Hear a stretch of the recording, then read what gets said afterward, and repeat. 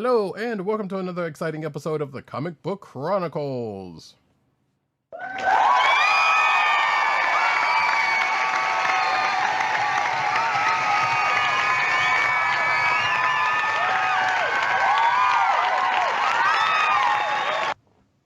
I am your host, Roddykat. You can find me at Roddykat on Twitter. You can find me at NewsNerdsNeed on Twitter. You can find me at CBCaps on Instagram. South Carolina with Columbia down the way. And the sound effects you've heard come from none other than our man in Brooklyn, Agent_70 on Twitter and Instagram and Threads. Oh yeah, what's up everybody? Co-hosting from the Borough of Kings. Brooklyn be the place where I serve them things. For as long as Threads last, which is probably why I won't be doing it too often. We'll see. Yeah, we'll see. My biggest qualm with Threads, I think I said this on last week's episode, but if not, I really hope that they update the app so that you can access multiple accounts through the app. Because I have one for my personal and one for, Agent_70. And it's kind of annoying that I literally have one based on one device and one based on another. Come on, you can do it in Instagram. You should be able to do it in Threads. Yeah, I mean, it's the same. Well, it's a new thing. It's the same company. They gotta make it go down the line first. I was about to say, it's like the $6 Million Man. The technology exists. Right. It's just like, yeah, let's get out the door first, and then we'll start rolling that stuff out. Mm-hmm. So. But yes, you can find this here podcast on the Coastal of the Podcast Network, that's ESPN.US, and as far as I know, not on Threads. Do it today. You could also find this on your podcast portal place of choice, whether it be Google Play, Apple iTunes, aka Apple Podcasts, Spotify, and the Coastal of the Podcast Network's SoundCloud page. Make sure to hit like, subscribe, and leave us all the positive 5-star reviews, especially on Apple Podcasts. There we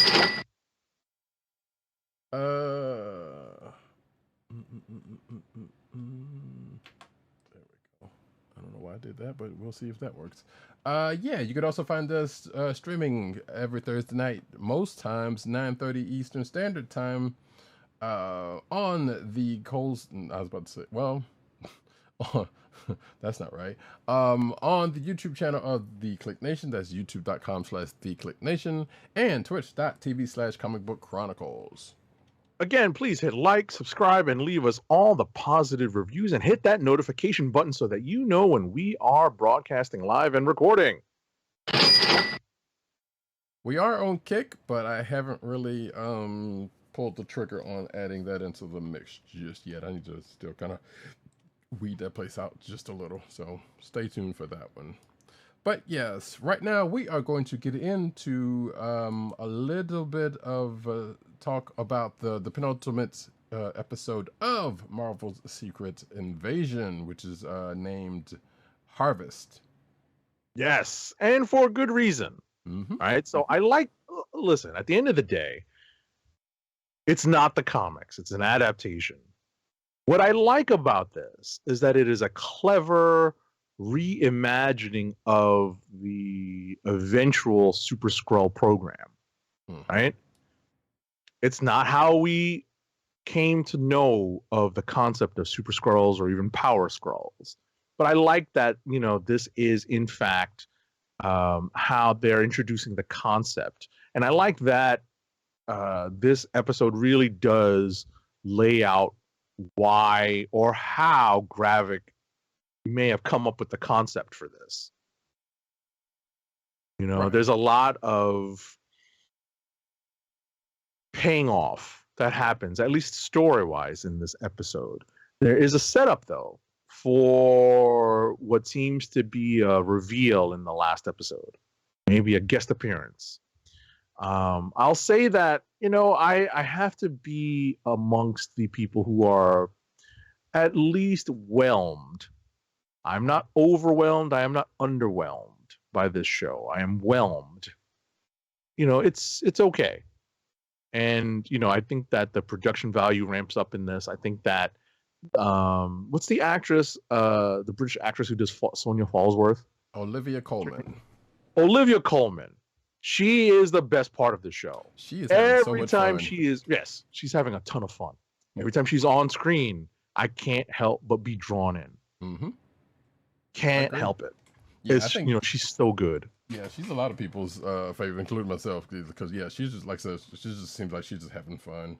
And given, because I looked through her filmography, and I was like, because I don't know, I have seen her somewhere in something else before, and she has done a lot of Thomas the Train Engine, apparently voicing.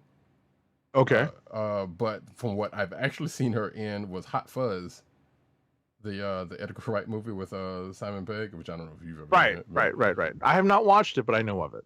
Right. So I was like, okay, now, and immediately when I saw it, I was like, I remember her character, and now everything just kind of comes back.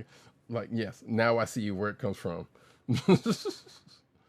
Not to saying that she played a similar character, but it's like, yeah, okay, I see, I see some things from that character into this one, so it makes some kind of sense. But otherwise, we also get a little bit of action in this particular episode. Well, not that we haven't, but because we got some last episode. But we got a another little action movie sequence with a couple of side characters. We got basically, one, Fury gearing up to go into the Marvels as in a way, but also just gearing up for the final battle in itself. So I guess we're supposed to be led to believe that this is the Fury of old because he's back in it now. Because of what happens in the year. And as Agent 70 alluded to, yeah, I don't know if I don't know. There's been a lot of speculation as to what was the end result of what happens at the end. Not to spoil anything, because again, the thing just came out yesterday. But I'm not 100% convinced that is who a lot of people think wants to believe it is. Like, I'm thinking it might be I'm thinking Marie Hill's probably just gonna come back. That's probably it. On that train. Yeah, that's probably it. Yeah. That's probably it. I would say that it's even money that it's her. That this has been a ruse all along. Right. Now, will we get something at the end of the next the final episode that will definitely cement going into the Marvels? Probably. Will it be in the episode or an end credit scene? I'm likely thinking end credit scene if I'm putting down bets on it. But there might be something in the middle of it that's just kind of sprinkling. It's like, yeah, okay, this thing, and then it, I'll get a little something of more of a reveal at the end or something. Who's to say though? We might not get anything at all. That's the funny part about it. It's like it is not outside the realm of possibilities. It's like, no, it's not going to be anything, like, unless it's something, a blink and you miss thing that'll cause to where he's going to be next, and we're just left to our own devices. But we don't know. Right. So most people recognize Olivia Colman from The Crown. I never watched that. Yes. So. And she was in the second season of The Bear, which I did watch, which is excellent, by the way. I saw that, yeah. Which, yeah, I was like, I have not seen that, and I knew she was in The Crown, but just like you, I have never seen it either. So I was like, well, let me see if there's something I've actually seen her in. Right. She was just in one episode of The Bear, but she does, a great cameo appearance. It's really good. Right. And she did an episode of Doctor Who, which is not surprising because I think that's probably that's in a British contract at this point. I don't know. Yeah, but, seriously. I might have seen it. Seriously, but she does such a good job. Like she's like the breakout, character. Hopefully she makes it through the last episode, and hopefully we get a little bit more Sonya Fallsworth in the MCU down the line. That was my thought. Oh, speaking of MCU, we also got a very interesting. I didn't think. Was going to happen, call back to another MCU movie. That character from the Black Widow. Yep. I was like, I did not recognize that. I had to see that. I had to see that in an article, like a quick summary of it. I was like, oh, that's where that guy's from. Okay. Right. I knew who it was right off the bat. I was like, huh, that's weird. Listen, it's It been a makes while sense. since I saw Black Widow. I think I maybe rewatched it once. Right. So I don't have the best memory of everything that happens in that. Obviously, I'm still kind of miffed at the switcheroo on the Taskmaster concept. So Apparently, there was a rumor that he, or at least from some video that I watched, that he was rumored to have been the one to be the Taskmaster, but they did not. But I don't know how true that is. I'm like, huh, okay. I'm just like, Tony Masters, come on. So yeah, I don't know, but hey, Hey, Antonia is a, it's close, but we don't have to get into that anymore because that whole thing was what it was. Yeah. Oh, actually, no. We'll talk about it later. Oh, okay. Yeah, maybe it's something in the news, but I don't know. So yeah, it's action figure stuff. So. Okay, yeah, we will definitely get into that later on then. But just kind of put a close on the secret invasion talk. I'm still on board. I mean, it's only one more episode left, so at this point, might as well rat it out, right? Even if it wasn't. Mm-hmm. Exactly. Listen, we're diehards, right? We're going to watch it. We're going to watch it for your benefit, ladies and gentlemen, and folks who are watching and listening, and tell you what we think about it. We're diehards. I can't say that we don't have a choice, but we're sticking with it just to see where it goes. I'm gonna go ahead and say it. We do have a choice. There is always a choice. Right. No, what I'm saying, like, we're doing it, for academic purposes. Well, that and because we're diehards. Let's face it, we got to know. We got to know, even if for ourselves and for anybody who may be listening and watching. You are right about that, but definitely also for ourselves just to see what they're doing. Exactly. But yeah, there was something else I was going to say about that episode, but I guess that was it. Those were the main points, and the show just came out. Like I said, by the time y'all hear this on audio or happen to catch this later, hopefully you will have had time to watch the show. Oh no, I did talk about it because it was the basically the team up between the two characters. In the little action piece. That was nice. That was kind of cool. Yeah, I mean, I'm sure there was a stunt double. I'm sure they did not teach this Game of Thrones actress all of those moves. She's young enough. They could have. I like that they zoomed out to do the reload scene. I was like, oh, that's cool. Yeah, you could definitely tell there was a stunt double in one or two places. With one of them especially, which would make sense, but the other one also because of a couple of other things. So yeah, she wasn't definitely doing all of that stuff. Right. But no, they probably did a couple of things with her. So, but yeah, good stuff. All right, folks, we're going to get into books. And we said we were definitely not going to start off with Rogue and Gambit because that was last week. We are going to start off with the new #1 book of the week from a writer who has been on this show before, actually. Yes, former guest of the Comic Book Chronicles. And that would be... He goes by Bryan Hill now, but we knew him then as Brian Edward Hill. Mm-hmm. I still call him that, honestly. I mean, I don't obviously not to him, but it was like that. Of course. And we are referring, in fact, to Blade #1 is written by Bryan Hill with art by Elena Casagrande, who we were fans of when she was doing Black Widow. Mm-hmm. Colors are by Jordi Belair and letters are by VC's Joe Sabino. So I will start off by saying that my first impression of this was good, but I also had to stop and think, so what's going on in Russia with the vampires? Did we resolve that at some point in the Avengers book? I do not remember. I don't think so, no. I think it's just a statement. It's still in flux, basically. Right. It's just an ongoing thing, and this is like a separate story, right? So I get that. They want to give Bryan Hill, some leeway to start his own Blade story, and I get that. But that was the first thing that popped into my brain. Like, so I guess we're not abandoning that, but putting that to the side for a different story that Bryan Hill wants to tell. Right. And the second thing is, I had very strong Philadelphia vibes coming from this book.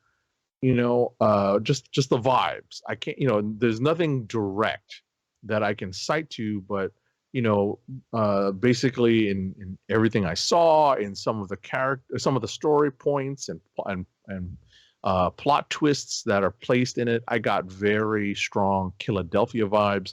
This is obviously something that I would get because I have been a fan of the Philadelphia series by Rodney Barnes et al. Over at Image, but and I bring that particular frame of reference to it. But ultimately, I enjoyed this as someone who's not a consistent Blade reader, and I'll let Roddykat pick it up from there. Yeah, I mean, I can't sit in here and say that I am all either, but I definitely have seen 2 out of 3 of the movies, and like both of them. That last one, Trinity, I still, despite as I told Agent 70 prior to the show, I own it and it's sitting like 2 feet next to me, but I can't bring myself to watch it. But with that frame of reference, as I have joked in my notes, Bryan Hill, who, if you follow his Twitter, definitely a big movie fan. So I kind of joked that, not to him, but in my notes to say he's definitely seen a Blade movie or two himself, because the feel of this issue is pretty much has the feel of the first Blade movie, and that's why I'm thinking, I they're not even worried about the whole Russian, the Chernobyl, the Vampire Nation stuff, or even though another nation kind of comes into place with this, because one, they're trying to set up for the Blade movie, which is still out there in limbo somewhere, and they're not really worried about that because it has nothing, because that's not in the MCU.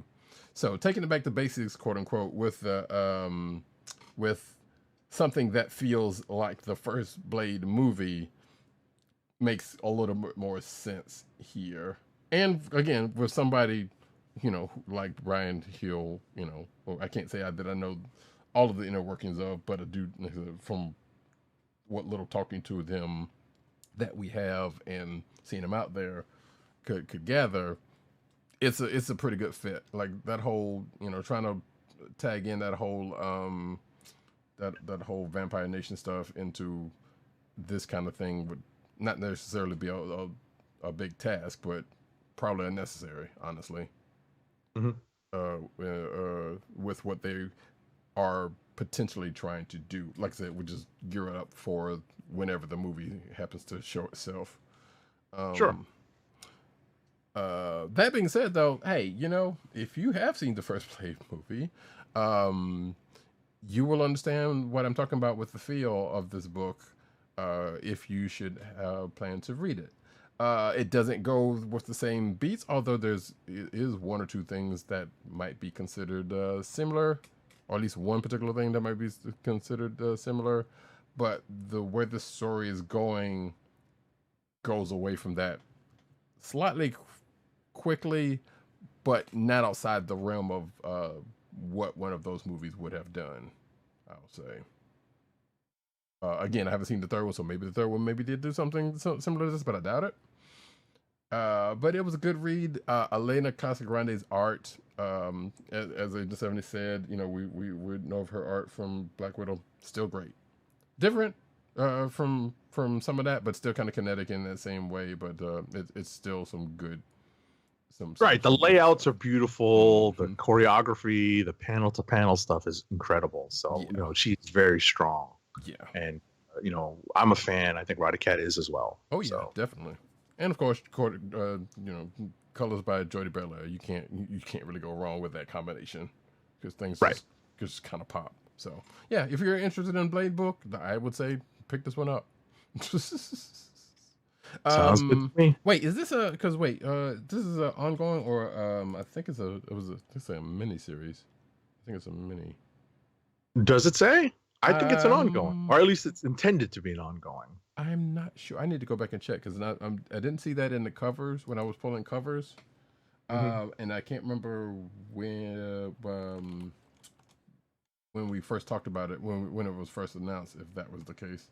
I can look that up while you start on the next book, which is Black Black Panther Panther number number 2. two. Mm-hmm. Yes. Our next book is Black Panther number 2. It's written by Eve L. Ewing, with pencils by Chris Allen, inks by Craig Young, colors by Jesus Bertov, and letters by VC's Joe Sabino. So now, in this issue, we have a name to put on or place on the character that was revealed in the first issue. That was, whose first appearance was in the first issue. I'm not 100% sure how we're supposed to pronounce it, but it's right on the cover, so it's not really a spoiler. It's Beisa or Besa. I'm not sure how we're supposed to pronounce that. Yeah, I've been But saying Besa, but I don't know Besa. either. Yeah.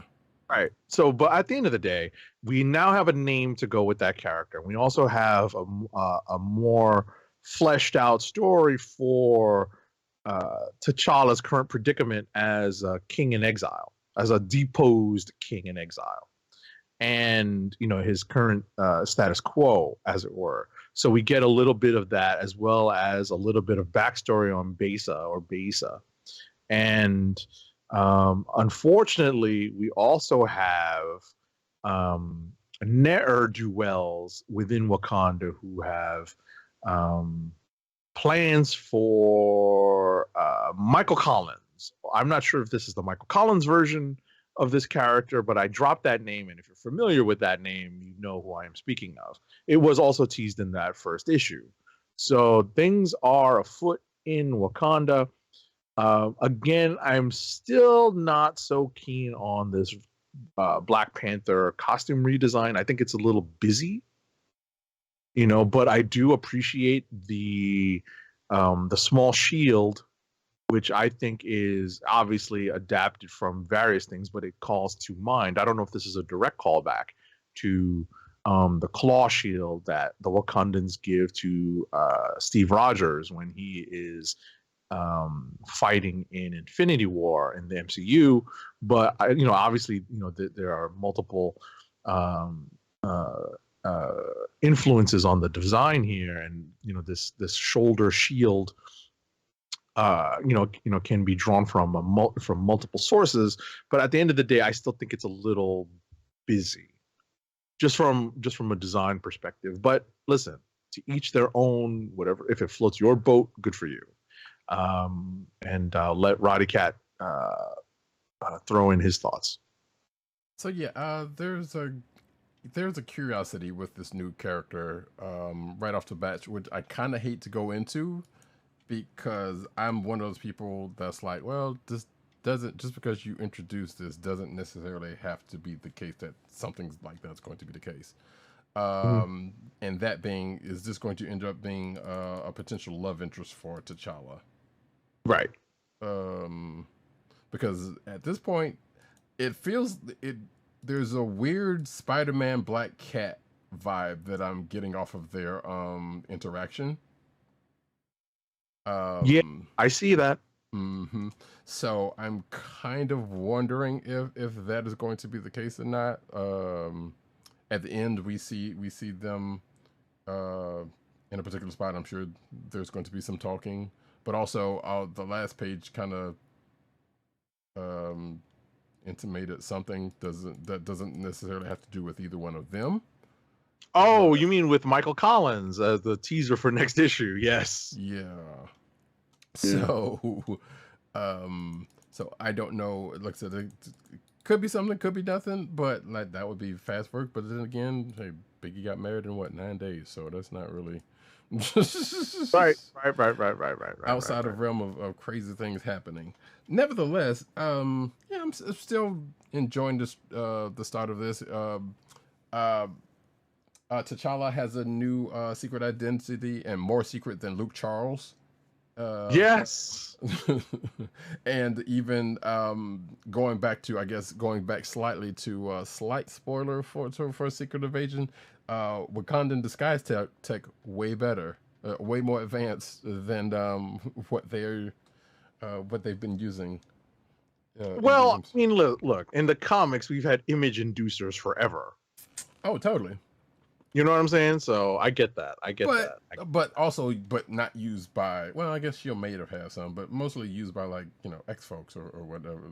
Right. But so. the idea of it has been True. around forever. True. And what I laugh about in with regards to that aspect of the story, like the T'Challa's current status quo, is that he is much like an undercover agent, fully invested in knowing quirks, foibles, and anything that would help flesh out this character, this identity. Right. I like that. He's just like, well, this like this name that I'm living under does this, likes this, hates this, so on and so forth. I kind of chuckled at that. I'm like, okay, right. Which kind of made me think of like if anyone's ever played an MMO and actually role played their characters, like for instance, I have a character that I play on Star Trek Online that I've had since forever that I've fleshed out a whole ass story about, not a whole ass story about, but a enough of a background to be like go, but also to be fair, it's kind of stolen from another movie. That's beside the point. But there are people who will do that and just flesh out the backgrounds and do this and that and other, almost going into fan fiction territory. And maybe they have done that in certain cases. But T'Challa's level of going deep with his identities kind of seems to be going down that road, and I was like, that's pretty good. But also the character, her secret identity is slightly reminding me, and I don't know if this was intentional or not, of a certain character from the True Blood series, the TV series specifically, who I think was probably in the books also. I don't know, I never read them.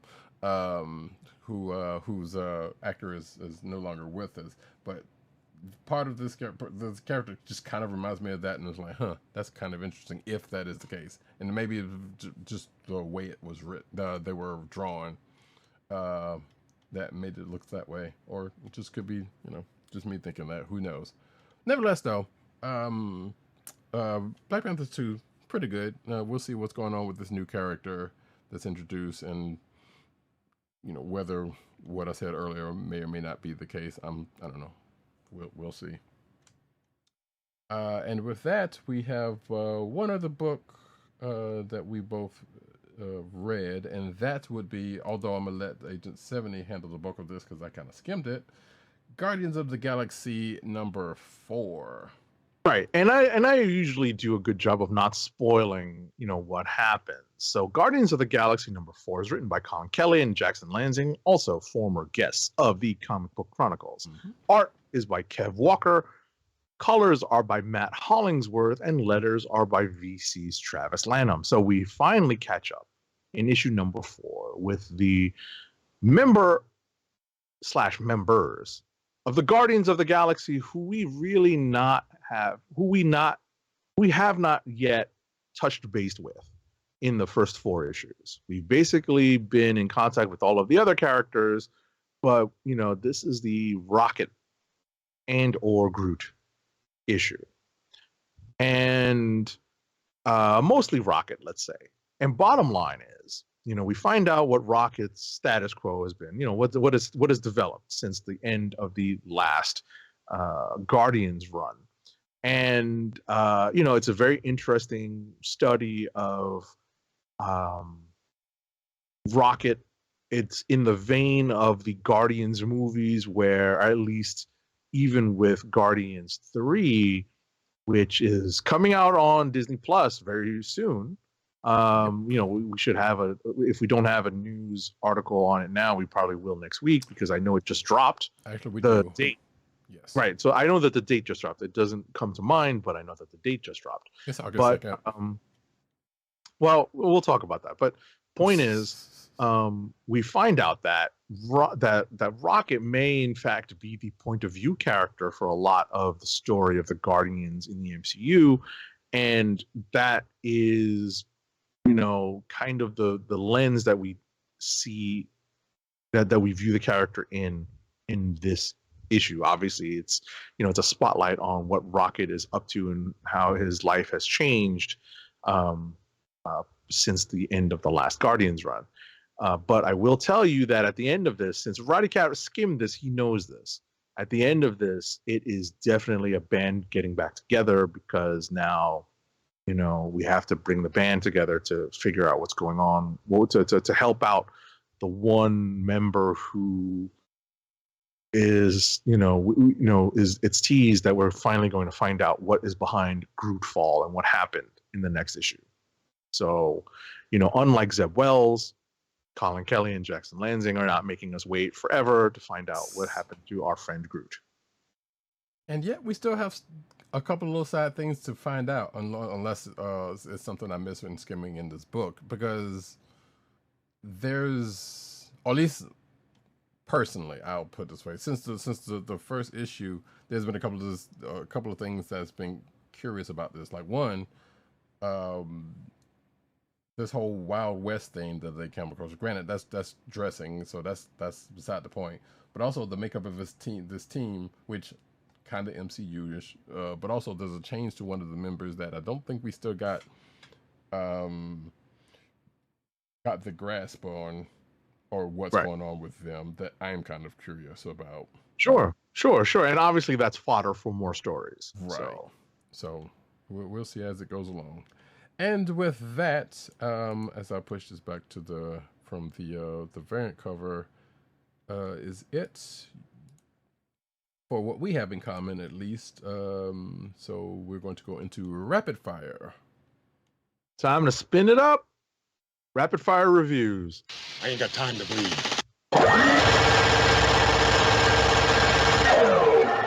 First up for me is Tales of the Titans #1 of 4. It's written by Shannon Hale and Dean Hale, with art by Javier Rodriguez and letters by Hassan Othmane El Hau.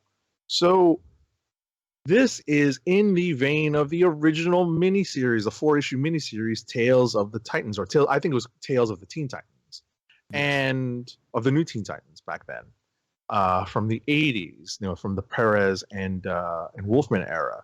And this first issue is a spotlight on Starfire, and I will tell you that this is a candidate for Kliq of the Week for me, because I love that this brought me up to speed on where Coriander is as a character. And it is just really well done. Javier Rodriguez's art is fun as always. It's expressive. It's not, so obsessed with detail. It's a little bit more cartoony, but it is just well done. The pages are well composed, and it was just a really enjoyable read for me. Obviously I am a gigantic fan of that Wolfman Perez era of the New Teen Titans, and just seeing an update on some of the dynamics of the character between the characters on the Titans, and fleshing that out and refreshing, not even refreshing my memory, but just filling me in on the blanks that I have missed, not keeping up with these characters for years and years. I really appreciated that, so it's worth reading. Next up is Spider-Gwen Shadow Clones #5 of 5. So this is the last issue of this miniseries. It's written by Emily Kim, with pencils by Kei Zama and Jaffo, another former guest of the Comic Book Chronicles. Inks are by Oren Jr., Bellardino Bravo, and Jaffo, and colors are by Triona Farrell. Letters on this book are by VC's Ariana Marr. So this is as I said, the last issue of the Spider-Gwen Shadow Clones saga, as it works, because every clone book has to be a saga. I kid. Not far off, though. Right. Bottom line here is that, this is a multiverse story, as a lot of, Spider-Gwen things can be, as a part of the multiverse idea, the Spider-Verse idea. I enjoyed that Gwen's character is just fleshed out even more under the direction of Emily Kim. I've liked this miniseries because it really does study and expand upon an aspect of this version of Gwen's character, which is underused, and that being a dark side. She's a punk, she's a drummer in a relatively successful, and obviously I say that with quotes, so the air quotes, right? Relatively successful punk band. And, there is an edge to her character. And that edge is kind of explored in this Shadow Clone story. And I like that. That's what differentiates her from the 616 Gwen, right? And she's her own character, and I like that these miniseries, much like the Silk miniseries, continue to flesh out the character despite the fact that it's not an ongoing, right? And these are constantly building on what has come before. They're not necessarily standalones. They're building on what has come before. Last for me is X-Men Red number 13. It's written by Al Ewing with art by Jacopo Camagni. Colors are by Federico Blee, and letters are by VC's Ariana Mar. Speaking of building on what's come before, X-Men Red has traditionally been the Arakko book.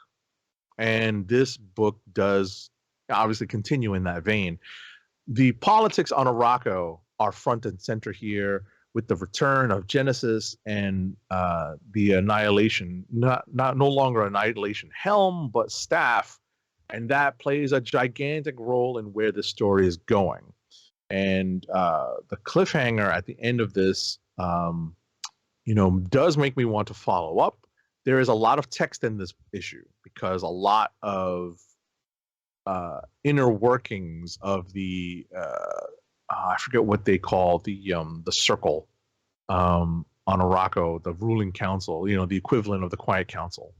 I forget what they're called, but bottom line here is that there is there are multiple challenges going on, and if you're familiar with how Arakko works, that is the mechanism of change of leadership. There are multiple challenges going on. So, we'll see how that plays out in the next issue. And that's it for me. There's usually a lot of text in X-Men Red. So yeah, that's not not very surprising. Right. But yeah, that's a book with everything else you need to catch up on with the fall coming. But some of that you said is definitely something I'm familiar with. Also, to go back for a very quick second, that Blade book is an ongoing, because I've got to mention that. There it is. Yeah. And also that Spider-Gwen book, I wanted to ask, one, I saw an article about there was about apparently this brings about a change to Gwen's character. In the end, is that accurate? That's what I was referring to, like fleshing out an edge to the character, like a different aspect of the character's personality. Gotcha. So yeah, I'm gonna have to go back. I will definitely go back and check this out.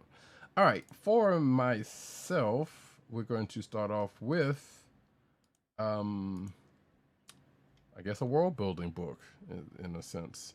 Void Rivals #2 from Robert Kirkman of Invincible. Oh, wait a minute. Hang on a second, folks. I just realized something. Oh no! Well, the copy we have is interesting and sans some information. So because we get review copies, folks, we do not get final copies sometimes. Well, yeah, but most of the time they would at least have that information in them. This was one of those rare times where, yeah, that was definitely not the case. And I meant to go out there and look to see if there was such information or such out there. But unfortunately, all I have right now is, of course, written by Robert Kirkman, with art by Matthias Lopez. Oh wait, I'm sorry. No, with art by Lorenzo del Felici, and who also did the cover art apparently, and also get some other art by Matthias Lopez. So yeah, I'm not sure what what they had done. But regardless, that's all I have right now. I don't have like letters and stuff like that because unfortunately, like I said, we this book was without that information. So the one thing that you actually need to know is if you've read the first issue of this book, and you may or may not have, given the hubbub around what this book is doing, there's a little more of that, but not to the extent that the first book is. So basically, here's what we're doing. You got an enemy, you kind of had an enemy mine situation where you see these two warring factions or feuding factions, in this one part of space, who are fighting over resources. Two particular folks on the different sides end up being stranded on a planetoid. They found out that they have a little bit more in common in this particular issue. And the last issue, they found out they have a little bit more in common than they originally thought. Nevertheless, Transformers were involved in the last issue. In a way, spoiler alert if you did not read it. So this is Kirkman setting up their quote-unquote Energon universe, where this book, Transformers, and I guess in some kind of way G.I. Joe is going to be in the shared universe. Hasbro's tried that before. We'll see if Kirkman can do any better. Nevertheless, we don't get much more Transformers stuff, except for in the form of an alien who may or may not be familiar to folks from Transformers G1 Season 3, let's just say, because our two main folks end up coming across those. So like I was saying, stranded on the planetoid, these two opposing folks, well, two folks from opposing factions find out they have more in common than not. There may be a Romulan / Vulcan situation in that, but neither one of them know about it because apparently their governments have been keeping some secrets on that point. So, but at this point, we are seeing them trying to escape said planetoid and get back to their own galaxy because they're in some sort of uncharted space, which it seems to be implying that they are in the Transformers universe that they can get to by some sort of warp gate. And while they are trying to, get to or get back to where they can get more freely rescued, they again come across some remnants of the Transformers universe from the animated series in the end of this. Because, hey, when you're floating along and you're broadcasting, in uncharted spaces, of course things are going to happen. To some extent. So there is that. I don't know. Next book for myself is Teenage Mutant Ninja Turtles versus Street Fighter #2 of 5. Written by Paul Allor, with art by Ariel Medel, or it's probably Medel. Colors by Sarah Meyer and letters by Ed Dukeshire. So yes, it's a crossover, the IDW crossover with Street Fighter and the Turtles franchises. There's this tournament that, unbeknownst to the participants, is I think being funded and headed by M. Bison, but also Baxter Stockman is there behind the scenes and they're doing some stuff. But Baxter Stockman got wind of the fact that the Turtles are here and was basically telling Bison, "No, you can't use them. They're a wild card. You don't want to mess with them." But of course, M. Bison being M. Bison's like, "No, I'm gonna still do some things regardless of what you say." So, which leads to some shenanigans in this book dealing with psycho power and a good bit of fighting, as you would expect. There was a couple of fights between a turtle, one of the Street Fighters, a couple of the Street Fighters, I should say, and one of the Street Fighters, namely Chun-Li. She kind of comes off, but I'm thinking it's probably because of some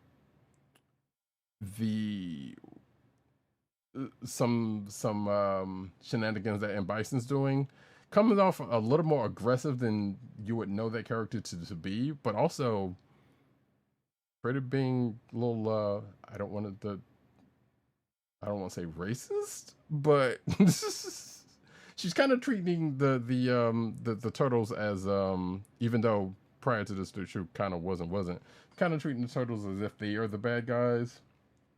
But things that have been happening in this book in this particular issue, kind of doesn't. You could see how that could happen on both sides, and in fact does. But they end up teaming up together to find out what's going on with this tournament and why they're missing folks and who's behind it, and et cetera, et cetera, et cetera. But yeah, some of the portrayal of Chun-Li in this issue was like, hey, it's a little teetering there. Like, tone that back a little bit. Don't do Chun-Li like this. She's a good people. Still on the Turtles front, though, we have Teenage Mutant Ninja Turtles: The Last Ronin, Last Day Special one-shot. Written by Kevin Eastman and Tom Waltz. Art by Kevin Eastman, with pencils by Ben Bishop, Esau and Isaac Escorza, and Freddie E. Williams II. With inks by Kevin Eastman, Ben Bishop, and Esau and Isaac Escorza. Colors by Luis Antonio Delgado, and letters by Sean Lee. So yeah, as I said, this is a one-shot, basically in the world of The Last Ronin, which, if you not know, all of the turtles are dead except for one, or were one, excuse me, that turtle being Michelangelo. But this takes place sometime after the events of that particular book, where a big thing happened and got squared away. And Mikey's kind of off doing his other things or whatever the case may be. But this particular one shot has to do with one April O'Neil Jones recounting some memories, but also basically taking a field trip with her grandbabies, and those grandbabies being 4 new turtles that she and her daughter Casey Marie have been raising / training in this world. So, and Casey Marie kind of, not knowing that April kind of took them out on a little field trip in this world, because she herself was out on a seemingly much needed date, I guess. I don't know. But regardless, the crux of this one shot is April kind of recounting some memories and kind of going through the day, doing her errands in this world with the 4 new turtles that they've been training, who call her grandma, which is kind of weird, and also call Casey mom. But I guess if you raise a bunch of turtles, I guess that's gonna happen. So yeah, so that's pretty much the crux of this. It's of interest if you have had interest in any more from the world of that Last Ronin books. A couple other things is at least of interest to me was that apparently 911 happened in this world, as April kind of recounts. Donatello likes Thomas Dolby, Devo, and Rush, which that last one I don't understand, but I don't get, but the first 2 totally understandable. Also, apparently Tommy Boy the movie gets brought up in this book, so it's like, okay, Eastman, this is clearly all you. So I guess, but yeah. Anyway, interesting read, like I said, if you are have any interest of that world in particular. Hawkgirl, number 1 of 6. Written by Jadzia Axelrod, which Jadzia is a great name, by the way. Shout out to DS9. Art by Aminke Nahulpin. Colors by Adriano Lucas. And letters by Hassan Asmani Alao. So, yeah. Kendra Saunders is Hawkgirl and has been for quite some time. Apparently, we get kind of caught up in the midst of a little brouhaha in Metropolis, where she just moved to, because she is fighting alongside Black Canary and Superman, and somebody else might have been. Oh, Power Girl is there also. or I guess he's Power Woman at this point. I don't know either way. But they're basically all trying to talk to her because they're trying to see if she's all right. Because, in the course of recounting, they bring up some stuff that she's been through, such as the breakup of the Justice League. Apparently, she had a thing with Martian Manhunter, and all that kind of gets brought up here. And the heroes are just rightfully worried about her, but she thinks she's fine, but she's not really fine, as her dialogue kind of keeps mentioning them. But in the course of this big brouhaha, there is a new villain that she's going to come in contact called Vulpacula, which if that sounds like the mixture of Vulpine and Dracula, you're probably not that far away from what this person is supposed to be. There's a big nth metal thing that they're dealing with, which of course is going to lead her in contact with Kendra because of her whole wings and mace thing going on. But also we get to meet another new hero, named Galaxy, who slightly reminds me of Singularity from the Marvel side, but not really. This is an alien who has some sort of elemental-ish kind of powers, but she's also an alien, that's here on Earth that, of course, Batman knows all about. Because Batman knows about everybody. I don't know if she's new to this. I'm assuming she's new to this book and has not been anywhere else in the DC universe, but I'm not entirely sure of that. And she also has a talking corgi with you for her, so there is that, and a partner. So yeah, I don't know. It was an interesting read. I know enough about Hawkgirl to kind of say, I was curious to see what this was about, and yeah, I'll probably stick with this. Star Trek: The Day of Blood, Part 1 of 6. Excuse me, I'm sorry, it's Part 1 of 5.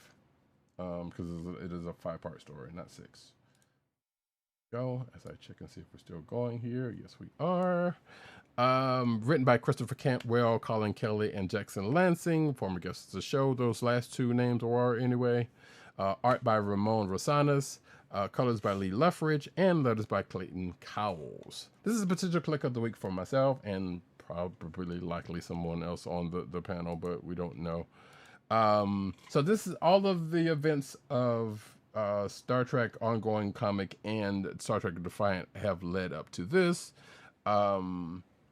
Kahless has a ship with a god-killing device on it, and a group called the Red Path that he's leading, which is basically a cult made up of not just Klingons but other folks, and maybe some coercion also going on in some of that. But there's that, which brings together the crews of the USS Theseus and the USS Defiant, captained by both captained by Ben Cisco and Worf, respectively, and both of who are kind of still at odds with each other because of something that happened in, what was it, issue 3 of Star Trek, I believe, and the beginning of and the start of Star Trek Defiance book, which came out the same week, so that wasn't that long ago.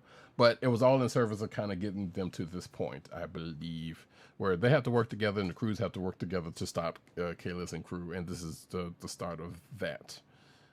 It's pretty good, especially if you're a Star Trek fan, but it is good it's just good stuff for the interactions that happen in this book with the members on both sides, because you have Data and Lore, who apparently Data just found out that Lore's got put back together again on one instance, and then outside of that you have some other folks who are interacting with each other and kind of butt heads each other. So all of these people have to kind of work together, so that's going to be a fun read.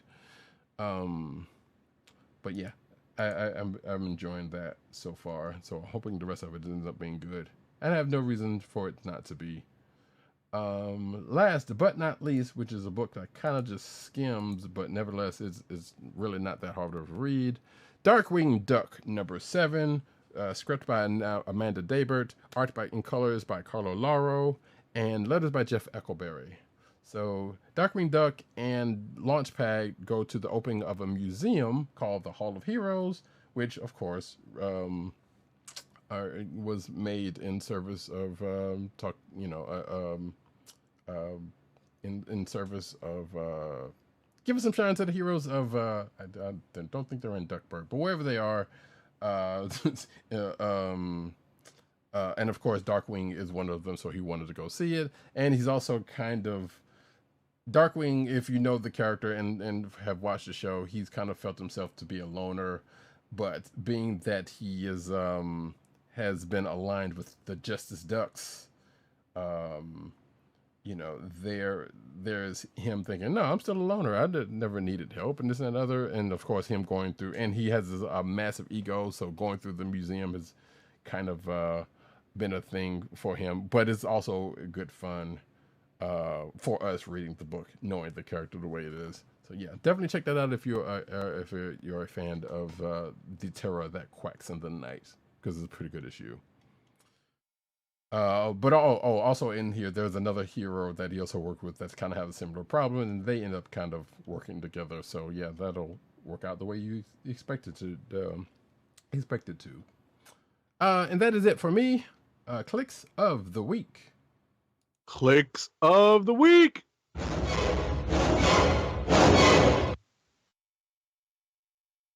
I'm kind of all right. So we didn't get anything from our absentee panel mates here. I slightly kind of want to go with Star Trek Day of Blood #1 for Dirt. Right. But we're not going to assume he got to read it yet this week, but it seems very likely that that would be his Kliq of the week. That would be, yeah, that would be probably the first one he read, if he read anything this week. But also, I'm going to go on our back channel and kind of poke a little fun and say that his potential Kliq was also Extreme Venomverse #5 because of the cover, because of the very Land Shark. Yes, Jeff the Land Shark has apparently been venomized in this last issue of this book that none of us either one of us, Agent 70 or I, are reading. I did not know Doug was reading it, but maybe one of his kids are. Who knows? There's some stuff that I didn't get to, but I'll talk about that in a minute. Do you have yours? I think I do. I did like Blade #1, and I did like Spider-Gwen Shadow Clones #5. But I think the runaway winner for my choice for Kliq of the week this week is Tales of the Titans #1 of 4. I kind of figured. You seemed pretty up on that. I didn't have a chance to read that myself, but I'm definitely going to probably do that later on. So cool. I was about to say, who doesn't like the Titans? And I was about to say, there's probably some crazy people out there. But well, you know what it is. I know, and I hate to say this, and it's an aspect of the story right now. Anything Titans right now, focuses on the fact that they are stepping into the void left by the disbanding of the Justice League. Right. So currently, yeah. There's a bit of soul searching and questioning there, and it becomes a not a plot point, but it's something that's mentioned. So right. It is a thing. For myself, Void Rival. Initially, no, Void Rival is not. I am still very curious about that book. But I'm not going to say it's a potential Kliq of the week. So, now when that Transformers book comes out in a few months, we'll talk then. But Black Panther #2 was I thought very strong. Blade 1 definitely is a potential Kliq. And I think The Turtles Street Fighter book was actually pretty fun, but yeah, that's kind of where it goes. Um, the Darkman one was also fun, but I think I am actually going to go with Star Trek Day of Blood #1 for myself, because yeah, that's pretty good. Shout out to Blade One also, by the way, because that one, if there were any two that was the strongest in what I picked, it would be Star Trek and Blade. And that, folks, is the click of the week. Clicks of the week. Do we have an ad read? Our first ad read of the night is for Wink, the personalized wine club. Wink is a world of wine delivered right to your door. From rosé to Cabernet to Torronté, Wink has over 100 styles of wine to discover. Ever try an orange wine? Wink connects you to a world of exclusive wines tailored to your tastes and delivered directly to your door. Wink delivers 4 bottles of wine to you every month with free shipping. You can pick your own bottles or let Wink choose and match to your taste. It doesn't cost a thing to become a member, and you can skip or cancel anytime. And now the listeners of the Comic Book Chronicles can enjoy an exclusive discount of $20 off your first order. To place your first order with $20 off and to help keep our show free for you, go to our network website at cspn.us/wink. That's cspn.us/WINC. Wink wines through CSPN. Do it today. And now we get into the news.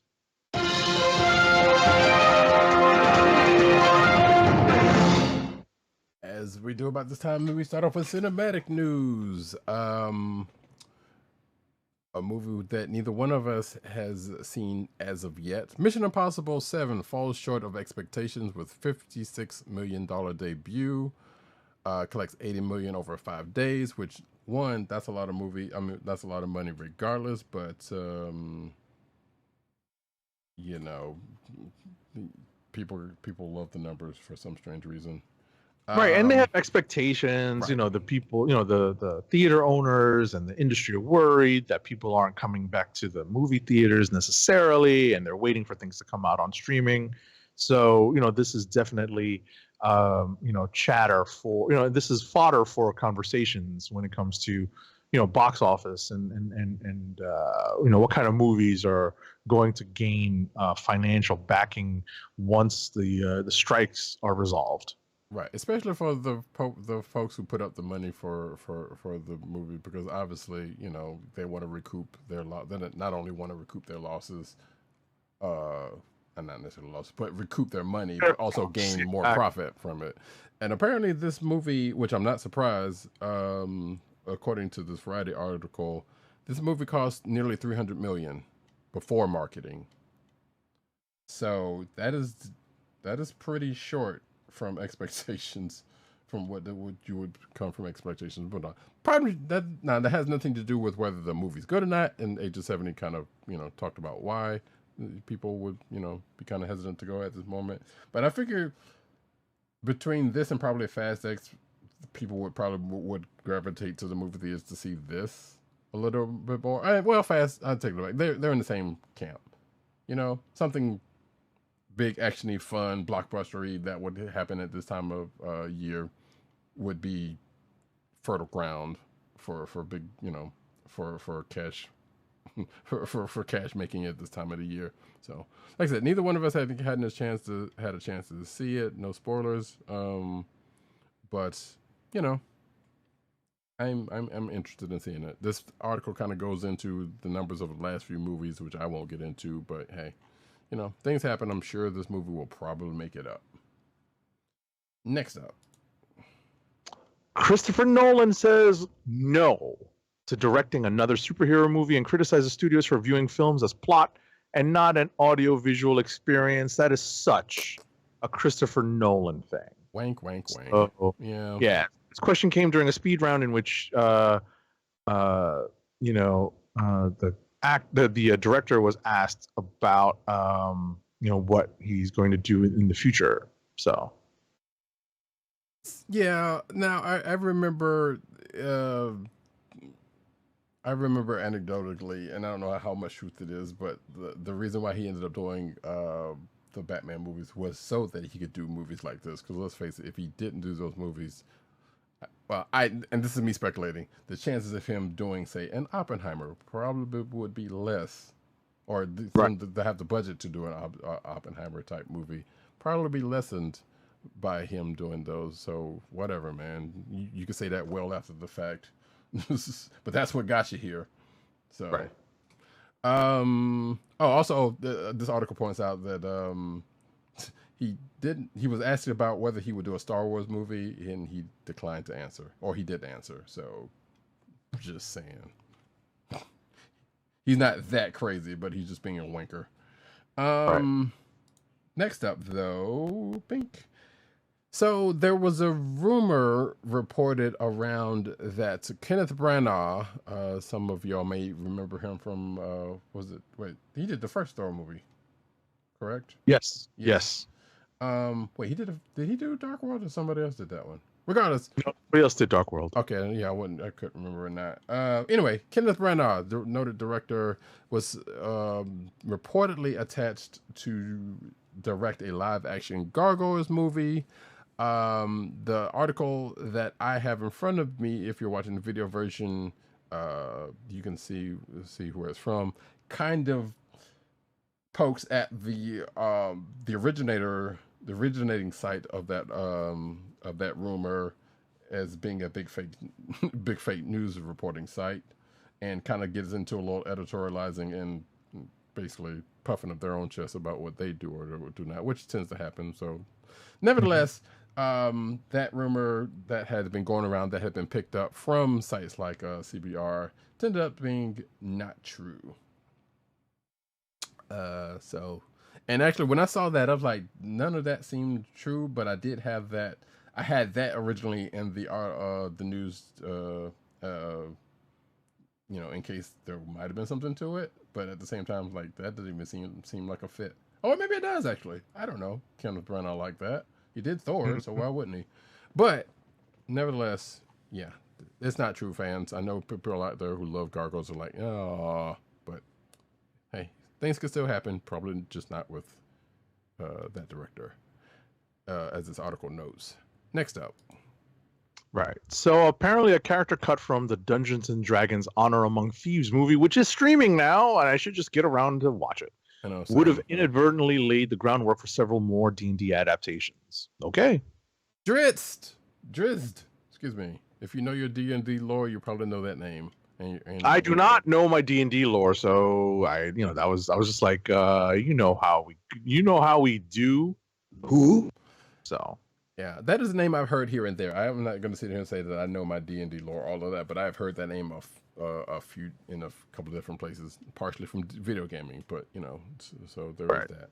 So hey, so instead of Richard John Page's character, it would have been Drizzt.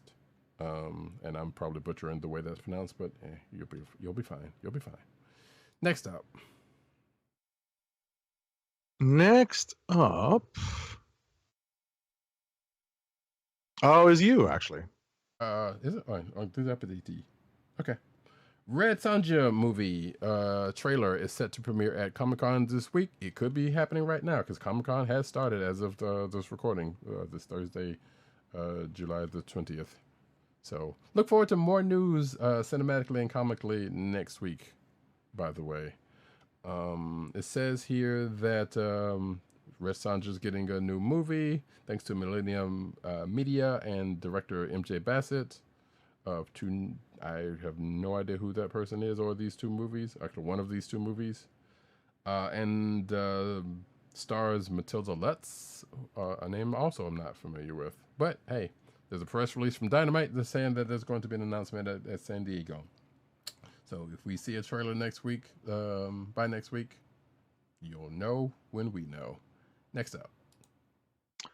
Get ready, MCU fans. Guardians of the Galaxy Volume 3 is finally coming to Disney+. The third installment of James Gunn's Guardians trilogy will be available for streaming, as Roddykat said earlier, on August 2nd for all Disney Plus subscribers, which comes 3 months after the film first hit theaters. So I'll have a chance to rewatch it and catch up on all the little fun things that I missed the first time.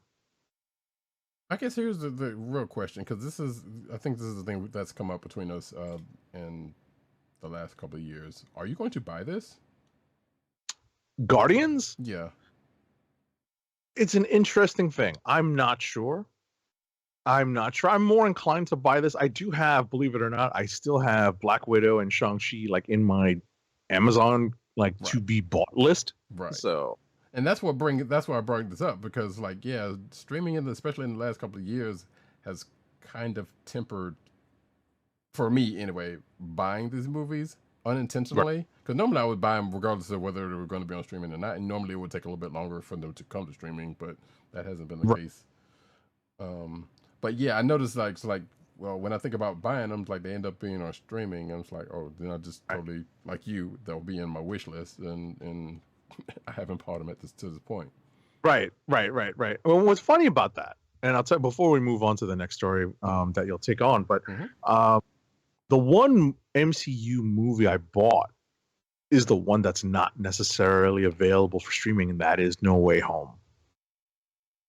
Well, that's the one I bought recently. When I bought John Wick 4, I reminded myself to specifically throw No Way Home into my Amazon cart.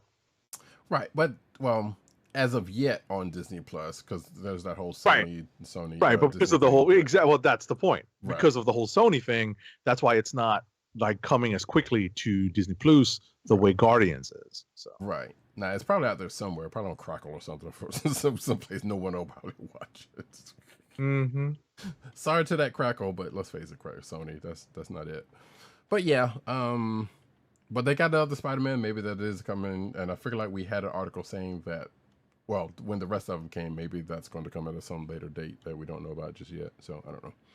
Anyways, speaking of Marvel stuff, Marvel Star, pretty sure they're in Avengers Kang Dynasty, and this is Simu Liu, who thinks he's fairly sure he's going to be in Avengers Kang Dynasty. He says, yeah, I'm pretty sure I'm going to be in it too. Beyond that, I really don't know, and I don't want to know before it's absolutely ready. If there's anything I learned in this industry, especially with Marvel, it's that things are changing, always in flux, and you really can't be sure that something's going to happen until you're on set and you're about to do the scene. Then he kind of goes on talking about how, scenes get reshot and shot and reshot and whatever. But the key point to take away that he says here, which tickled me, was he says, when the call comes, I will happily show up, read whatever I need to read, do whatever I need to do to prepare. But until then, I think the less I know, the better. Cue the Marvel snipers. Exactly. So, hold on. He said he's not going to do it. Anyway. He held up. Also, Simu Liu's in Barbie, so he's fine right at this point. Right. We got news on in a little bit. Next up, a bottle of incredibly rare bourbon keeps making on-screen appearances in the Marvel Cinematic Universe, and this is a reference to something that Roddykat and I were talking about last week. Mm-hmm. A bottle of Pappy Van Winkle, 23-year-old, made its on-screen appearance in episode 4 of Marvel's Secret Invasion, which aired last week. An article on Screen Rant that was published on the same day claimed the bottle has made multiple appearances on various shows from the studio, namely in episode 2 of She-Hulk Attorney at Law. Okay. So yeah, it's a pretty expensive bottle. That's the point. Right. The fun thing, when I first read this, the fun was is that the same bottle from She-Hulk? Because that's a very expensive. Apparently, the $5,000 is just a suggested price, because from what I saw, that's like a $250 bottle of bourbon, but because it's so scarce, $300. The suggested retail price is $299 according to this article. Right. Yeah. So, but because of the fact that that is not a whole lot out there, it has gone. I have seen prices going upwards of 10,000 and more, like 17,000 when I first went looking for this.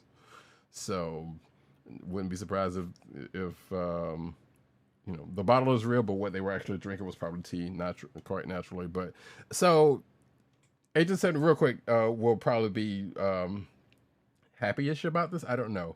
Um, he referenced the fact that this article referenced that She-Hulk could turn it loud. You also use a bottle. Apparently, I was watching a Easter egg video from the Ringiverse Mm.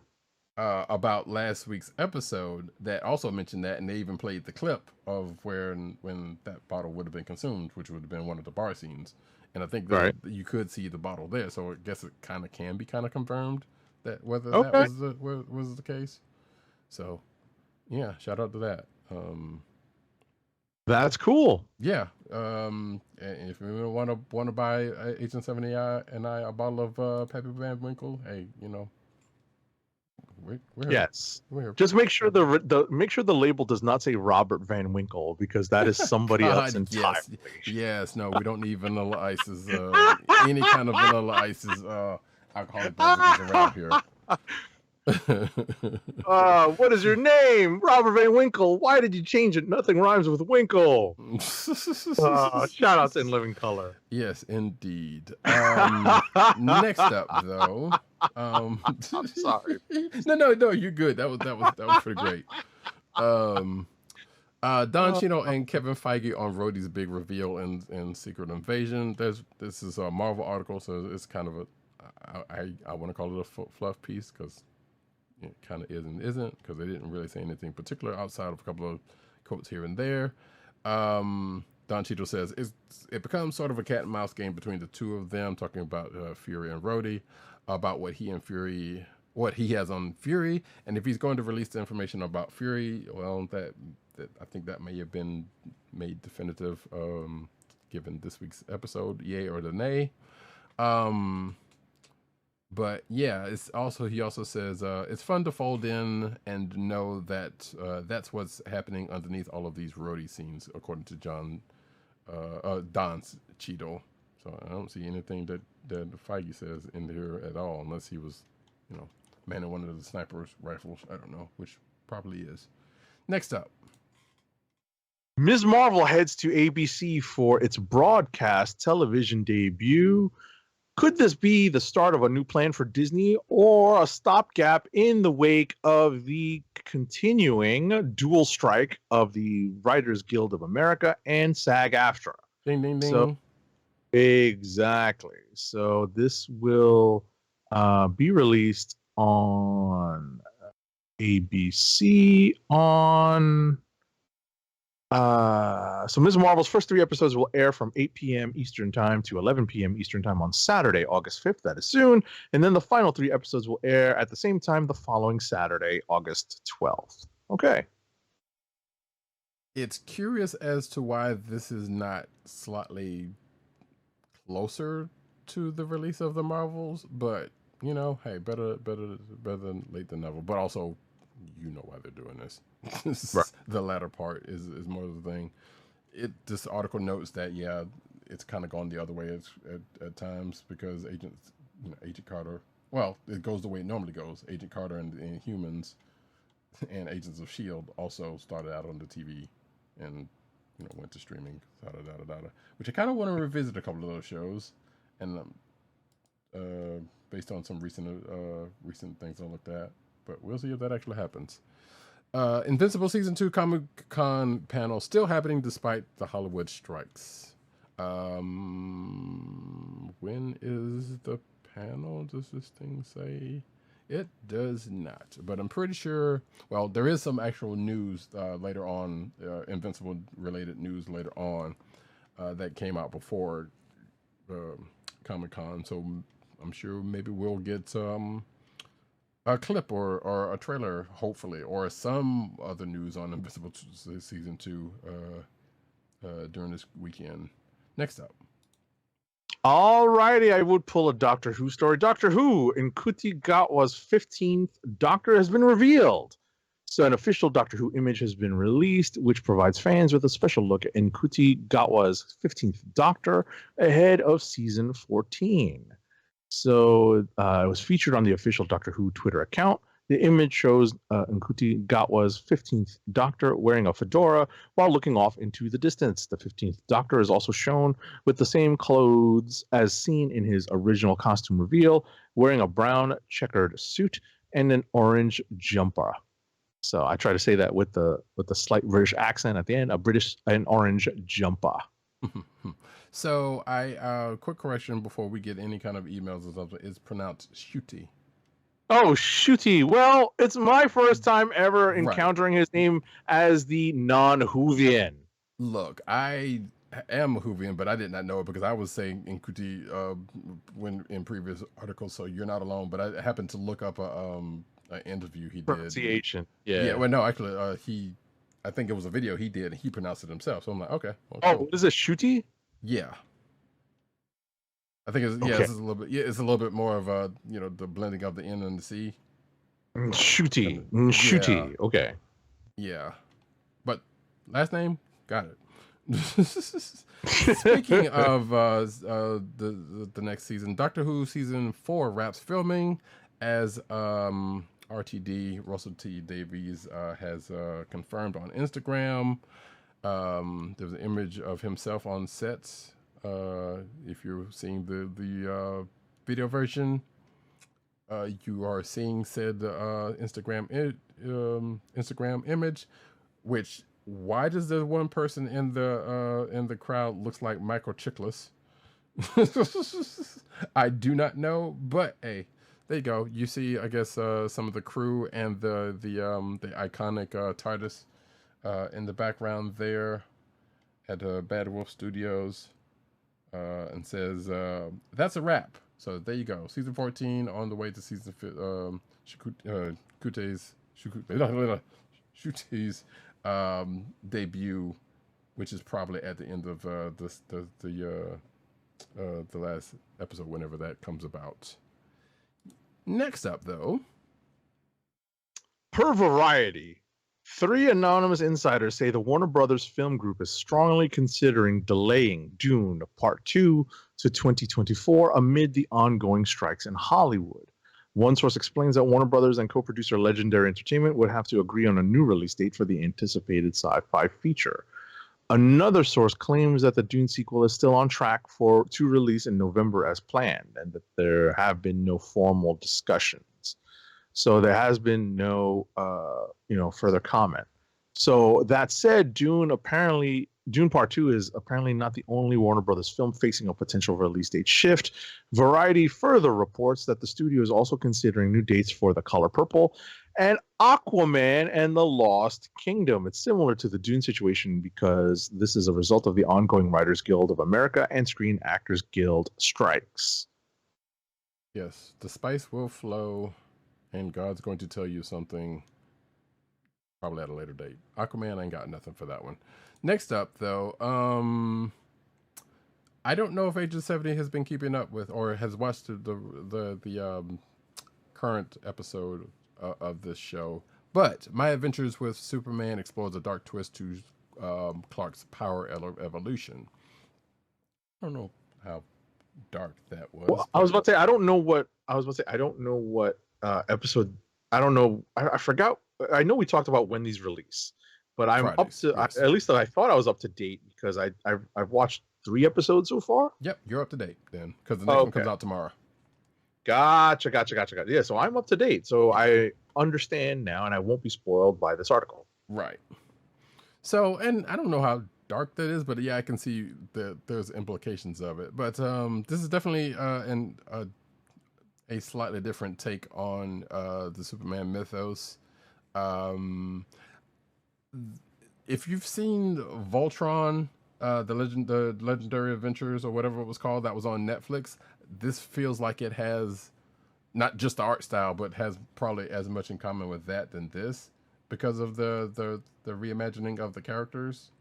To a point. Not to say it's not good enough, because it actually it's kind of fun, but it's a different take, and certain things are very much different, and I'm kind of curious about a couple of things in it, but kind of lighter toned, but yeah, good stuff if you're interested in. I don't know, I'm still not 100% on Superman Superman's voice. The Clark voice is fine, but I mean it's playing by the same character also, but it's not that much different than the Clark voice, which sometimes happens. But I'm not saying it's a bad voice or anything like that. It's just like it's just different. That's all. But yeah, if you get a chance to check it out, you should. It's not bad, not a bad show. Next up, though. Alrighty, so Margot Robbie, when she was trying to convince the studio that her vision for this film, Barbie, would lead to financial success, she pitched that the movie could bring in $1 billion at the worldwide box office. While that remains to be seen, that was one of the things that she pitched to try to get Greta Gerwig on as director. Hey, you got to do what you got to do, right? Right. Depending on who you are, the execs are going to either go with it or they won't. So, Yep. I did not also. Me and the wife did not also go and see this. Has this premiered today? Because apparently the wife just kind of, I don't know if she forgot about it, but if there was more interest in it, then we probably would have gone and seen it. And I would have told you how bonkers this movie probably actually is, if Probably. All right, now we're getting into the anime corner.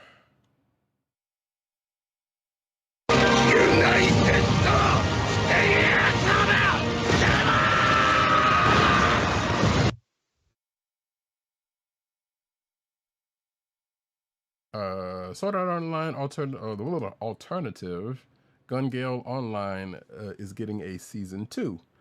There, folks, if you did not know, Sword Art Online, and some of y'all do know because clearly y'all are watching these things. There's a few different shows. Actually, there's only a couple of them, but they run long. This is a spinoff of those last couple, and apparently this one is doing enough to get a season 2. So cool. I was gonna read the synopsis of this, but I figure like those of y'all are out there kind of know about Sword Art Online and this offshoot enough to where I don't have to. Next up. Alrighty, so after the first slam dunk and Suzume battled it out at the Japanese box office during the start of 2023, the first slam dunk has finally come out on top, passing the Makoto Shinkai film this weekend at the Japanese box office with over 14.8 billion yen made. So as of July 17th, the first slam dunk has brought in 14.83 billion yen, which is over 111 million US dollars, with more than 10.29 million tickets sold.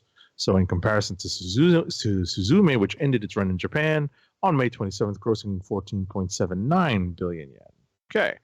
I have not gotten into the slam dunk stuff yet. I understand that the original Slam Dunk TV anime aired from 1993 to 1996, with 4 anime films being spun off. You can catch an on-demand replay of the TV anime on Crunchyroll. Not a sponsor, but a tool that we have at our disposal. So, that's cool. Yeah, some would say that Slam Dunk was probably one of the first good popular, I guess, sports animes out there. Right. And I understand that it was very influential in making basketball very popular in Japan and in Asia. Obviously, this is in the wake of the original Dream Team. Yeah. Yep. So, yeah, there is that. Next up, though, Hayao Miyazaki's The Boy and the Heron film unveils cast, staff, story, and North American theatrical release date. And that date is later this year. So yeah, nice. This is it's called The Boy and the Heron, and I'm not going to butcher the Japanese pronunciation of this, but the English pronunciation is How Do You Live? I could try it, but I will not.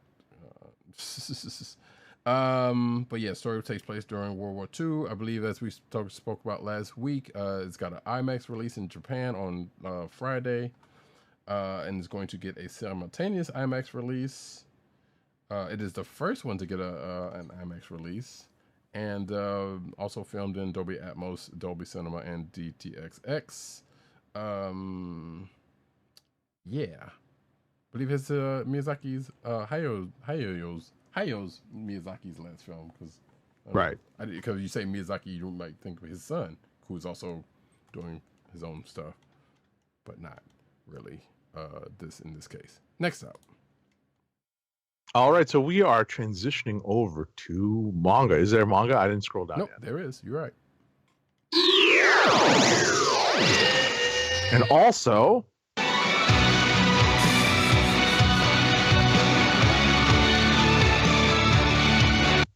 all righty, so first up, Hajime no Ippo manga passes 100 million copies printed. So 34 years have passed.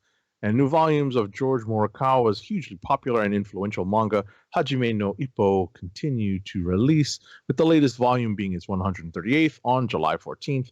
The series confirmed that over 100 million copies have been printed physically and sold digitally. Morikawa drew a celebratory image that was featured in Weekly Shonen magazine, while Kodansha celebrated with giant banners on its building. Congratulations. Indeed, indeed. Naruto manga returns. Why did I say it like that? Don't ask. Returns with a special Minato one shot that apparently this article may have a link to. So yeah, there's a new Naruto one shot. It's live in English. The manga turns its focus on Minato, who is the fourth. Oh wait, I'm sorry. Yep, the fourth Hokage. Who was chosen to get their own one shot after a global poll ranked Minato as the fandom's top choice. Since the poll ended, Kishimoto has been working hard on the extended one shot, and it is live now for your perusal. So there you go. Believe it. It looks like it's on. It's on Manga Plus. Looks like, according to this article, and it's probably elsewhere if you're resourceful enough to find it. Next up. Golden Kamuy author Satoru Noda's ice hockey manga title has been revealed.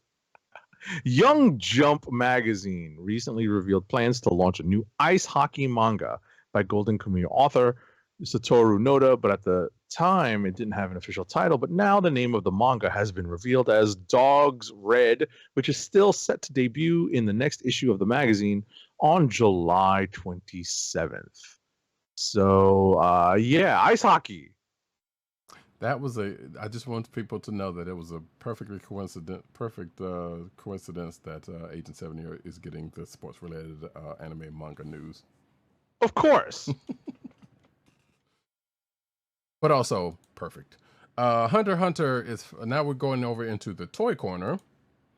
With some news that Hunter x Hunter is giving Gon the Funko he deserves, which you would think Gon would have had a Funko at this point. I'm pretty sure he does, but this particular one, which is a San Diego Comic-Con exclusive, apparently it's called Awaken Gon if you're watching the video version, and it looks like he's got too much of the hair grease, or he's gone Super Saiyan, but without the hair color change. Looks weird, but hey, Hunter x Hunter fans rejoice, I guess. Next up. All right, so last week we talked about this on the show because I believe the trailer dropped the exact day we were recording last Thursday. A new trailer for Godzilla -1 came out last week, which gave Godzilla fans like myself and Roddykat our first look at Toho's newest film. This is the Japanese version. So the movie known as Godzilla -1 will be set in post-war Japan. The trailer was actually very short with no plot details revealed. The movie, as we said last week, is scheduled to hit theaters in December, shortly after the new design for Godzilla was revealed and merchandise was quick to follow. We mentioned this, but now we actually have images to show you, our viewing audience over on YouTube. Everyone listening to this show via podcast, make sure to hit up our YouTube feed, take a look at what we're showing right now, or you can just take a look at our show notes and find this website this Toy Arc article, which has really great photos of this new Godzilla design. You can tell they are very Japanese. This is absolutely not the legendary version of Godzilla, but I can see some influence from the legendary version on this, specifically in the jaw and in the forehead structure. But it's still very much the Japanese version of Godzilla. This movie is releasing December 1st. Yes. Also, while we're here, hey, check out the clickbait section in the show notes, because there is an article that that I exposed, Agent 72, from Wired, who did a little did one of those, hey, answers questions from the internet type situations with Todd McFarlane. The reason why I'm bringing this up, because the side panel has a bunch of McFarlane toys for sale. Toy Arc is not a sponsor or anything. Just if you're watching the video version, you're just gonna see that. But that just kind of reminded me of that. Hey, that article is in the show notes. I mean, excuse me, that video with Todd McFarlane is in the show notes, and it is quite amusing on several fronts. Next up, though, as to what's going on here, I do not know. Making me nervous. Last Ronin, Teenage Mutant Ninja Turtles, The Last Ronin Ultimate Footbot, Raphael, and Karai figures unveiled with Savanti Romero. So yeah, so some figures came out, was announced at Toy Fair last year.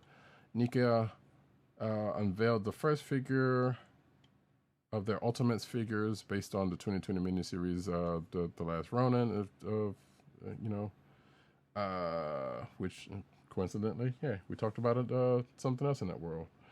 So yeah, the aforementioned characters got figures, and it seems that they are $59 plus, and I guess they're out there for pre-order at this point. For Varita, I don't know who Savanti Romero is, but I'm just scrolling through this article, and there's a couple of pictures that you can see. There's the foot. There's, I guess, who that is. Yeah, and there you go. Next up. All right, Ubi. How do you pronounce it? Is it Ubisoft? Ubisoft, yes. Ubisoft, right? Ubisoft has announced that it's collaborating with Skybound, the publisher, to create a video game based on the Invincible comic book series. So last year, Skybound teased that it was in the process of working on games associated with the Invincible franchise, which has expanded greatly in recent years, obviously thanks to its TV adaptation on Prime Video. Now Invincible is set to finally branch out into the video game space thanks to this Ubisoft partnership. And it was revealed on Ubisoft's own website. Let's see if there are dates. So currently gameplay has not been shown off. The title is Invincible Guarding the Globe. Let's see. Yeah, it's a tease because, it takes a while. It doesn't have a specific launch date, but Ubisoft has said that the game will be releasing quote unquote soon.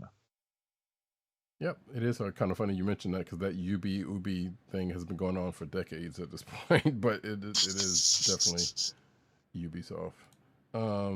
But yeah, that's interesting. An Invincible video game at long last. Cool gameplay trailer for Hellboy Web of Serd, or Seared. I don't know which one is that. Says Upstream Arcade and Good Shepherd Entertainment has released a new gameplay trailer for the aforementioned Hellboy video game. According to this article, the game looks like a ton of fun. Again, according to this article, I have not watched the trailer itself. I don't know if the Hellboy fan amongst us, amongst the panel, would be interested in this if they have seen this already, but who knows. Let's see, it's coming out on all platforms, and apparently, Lance Reddick provides the voice of Hellboy in the game. Oh. R.I.P. Lance Reddick. It doesn't. There's no date on when this is. It may be in the trailer though. So next up. Get the hell out of here with the price point. I told you it was crazy. Damn, I did not realize this. I had seen video of this. So there is a new RoboSen and Hasbro collaboration. It is a transforming me. Grimlock is a masterpiece of technology engineering, but it is an expensive $1,699 collectible. Wow. And voiced by the original voice of Grimlock, by the way. Wow. If you thought the $700 robotic Optimus Prime was cool, and obviously now you need to get the trailer, which is another, pretty penny to boot, because it also transforms. Mm-hmm. Right? So you get Optimus, you get the trailer, and if you still got money left over, lucky you can pick up the $1,700 RoboSen Hasbro Grimlock. Holy cow. And speaking of the Optimus, so Agent 70 saw this. So if you haven't seen the video for this, it's pretty cool. I really would like this. I ain't got that kind of scratch. It comes with the Grimlock crown, like I said, voiced by the original voice of Grimlock from the animated series. Apparently, the Grimlock and the Optimus can work together or do things together. The way they have it set up. If you have both of them, if you got enough money to have both of them, you congratulations, I guess. Yes, good for you. But yeah, they go through the commands you can give it and what it could do and holy crap, he does walk in robot mode. Don't you? Yeah. Oh my goodness, he shuffles. Oh, he walks in dinosaur mode. Oh my god. Yeah, and they even go through all the servos and whatnot that they use to animate them, and you should see the animation because it's pretty much it pretty much transforms just like he did in the almost just like he did in the in the show. Yeah, so it's pretty fucking nice. Wow, that is crazy, yo! Wow. Yeah. So if you're watching the video version, you'll see me going through the slides. Yeah. He's approximately the same height, basically the same height as Optimus too. Mm-hmm. I mean, Optimus I think is taller because the image they show has his legs wider, but yeah, they're approximately the same height. Right. So that's amazing. Yeah, so they mentioned it's like, yeah, Grimlock is will work with your other auto transforming all the other transformers in the line. I'm saying like there's only one other. What are you talking about? And then that which made me think, who are they gonna do next? So clearly you don't say something like that, and they're not bring somebody else on the line. At some point they're probably gonna do some Decepticons. If they come up with a sound wave, I'm going to be mad because I'm probably going to try to somehow try to get that. That is funny as hell. And you know they're going to do a sound wave because that would probably be the easiest one to do, one of the easier ones to do, transforming wise. So, if not Robosen, hey, as hell. Hey Robosen, send us some samples if you don't mind. Review purposes. Ding. I mean, that's a lot. You know what? Robosen did a Bumblebee, but it's not a transforming Bumblebee. Right. I had to look that up. I'm like, wait, they did a Bumblebee? Yes, they did. It's just not a transforming one. It does have some of the similar aspects in that. It'll respond to commands and whatnot. But that'll probably be the likely next one they do if they do it. Well, when they do another one, because you can't. They're not going to stop with these two. I suspect. Right. Hasbro revealed Star Wars Con exclusive figures Black Chrysanthemum. Yes, I'm going to continue to call him Black Chrysanthemum. And Star Killer. Chrysanthemum! I'm kidding. That's what I called them. Yeah. Let's see.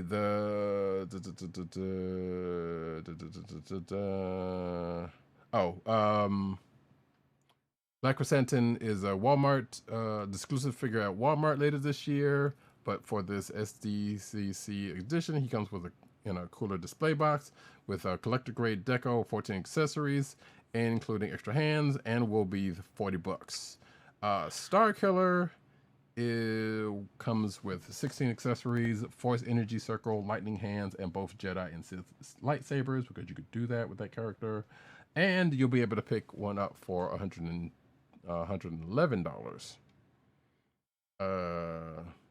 And of course, they talk about going through the motions and picking one up at San Diego Comic Con. So, yeah, good luck for those who are out there. Shout out to Matt Wang. Next up. Spider-Man, the animated series, Marvel Legends series, Mary Jane Watson and Green Goblin 2-pack is out there in the wild now. It's being sold as a Pulse exclusive from Hasbro.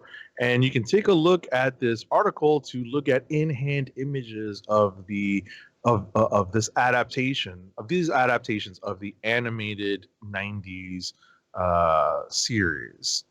So yeah, it's, listen, if you are a purist for the animated style, these are pretty faithful adaptations.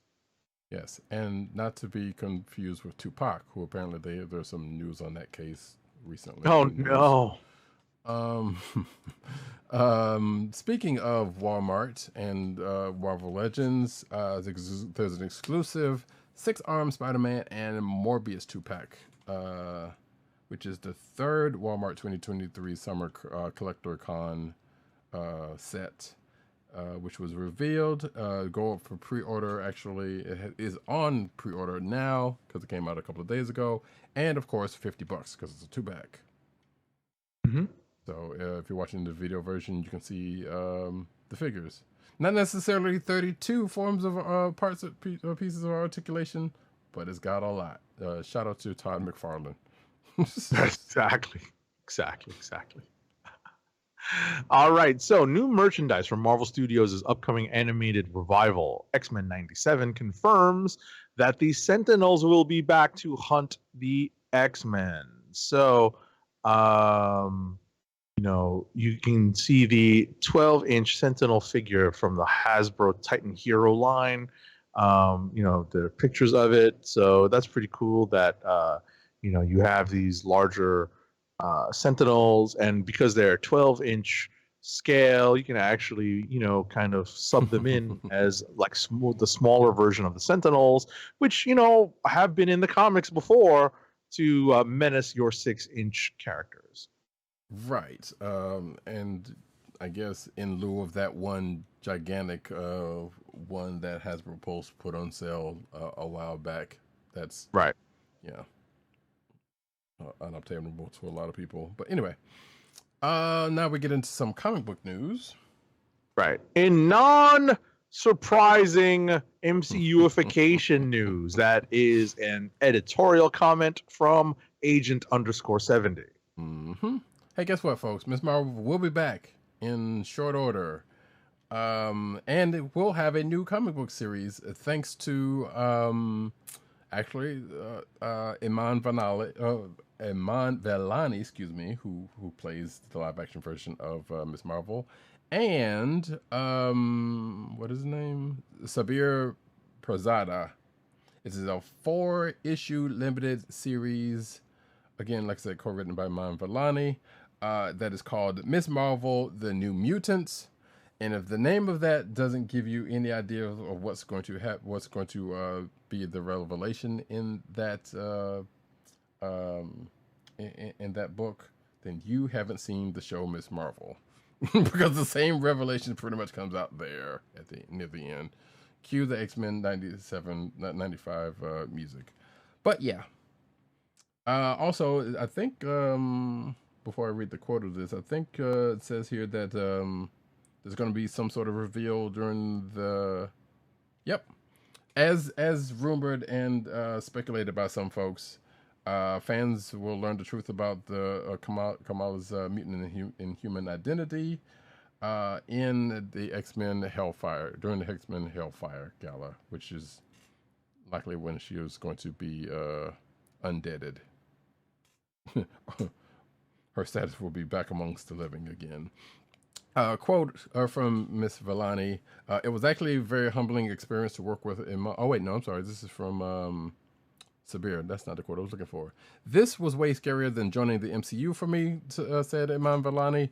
Those projects feel like they live in their own dimension, which they do. So I guess I can separate myself easier. But you can hold a comic book. I've never written anything before in my entire life, but I have read many comics. So I just wrote what I would want to read, which, hey, prevailing wisdom. I was given a very professional tool to write what is essentially my own fanfic, just like Kamala. Haha. And then there's a quote from the co-writer Sabir Barzada. It was actually a very humbling experience to work with Iman because she knows her comics even better than I do, and that's saying something. She was throwing out references to specific comics that came out before either of us were born. She has a very great eye for what makes a good sequence on the page as drawn by an artist. It was very impressive to me to see her throughout all of these references to different artists that she's been following through the years. So, this is a Marvel.com article, so you kind of got to fluff it up a little bit. But none of this was in doubt given what we have seen, with Iman Vellani through interviews and such. Not surprising. So, this is coming out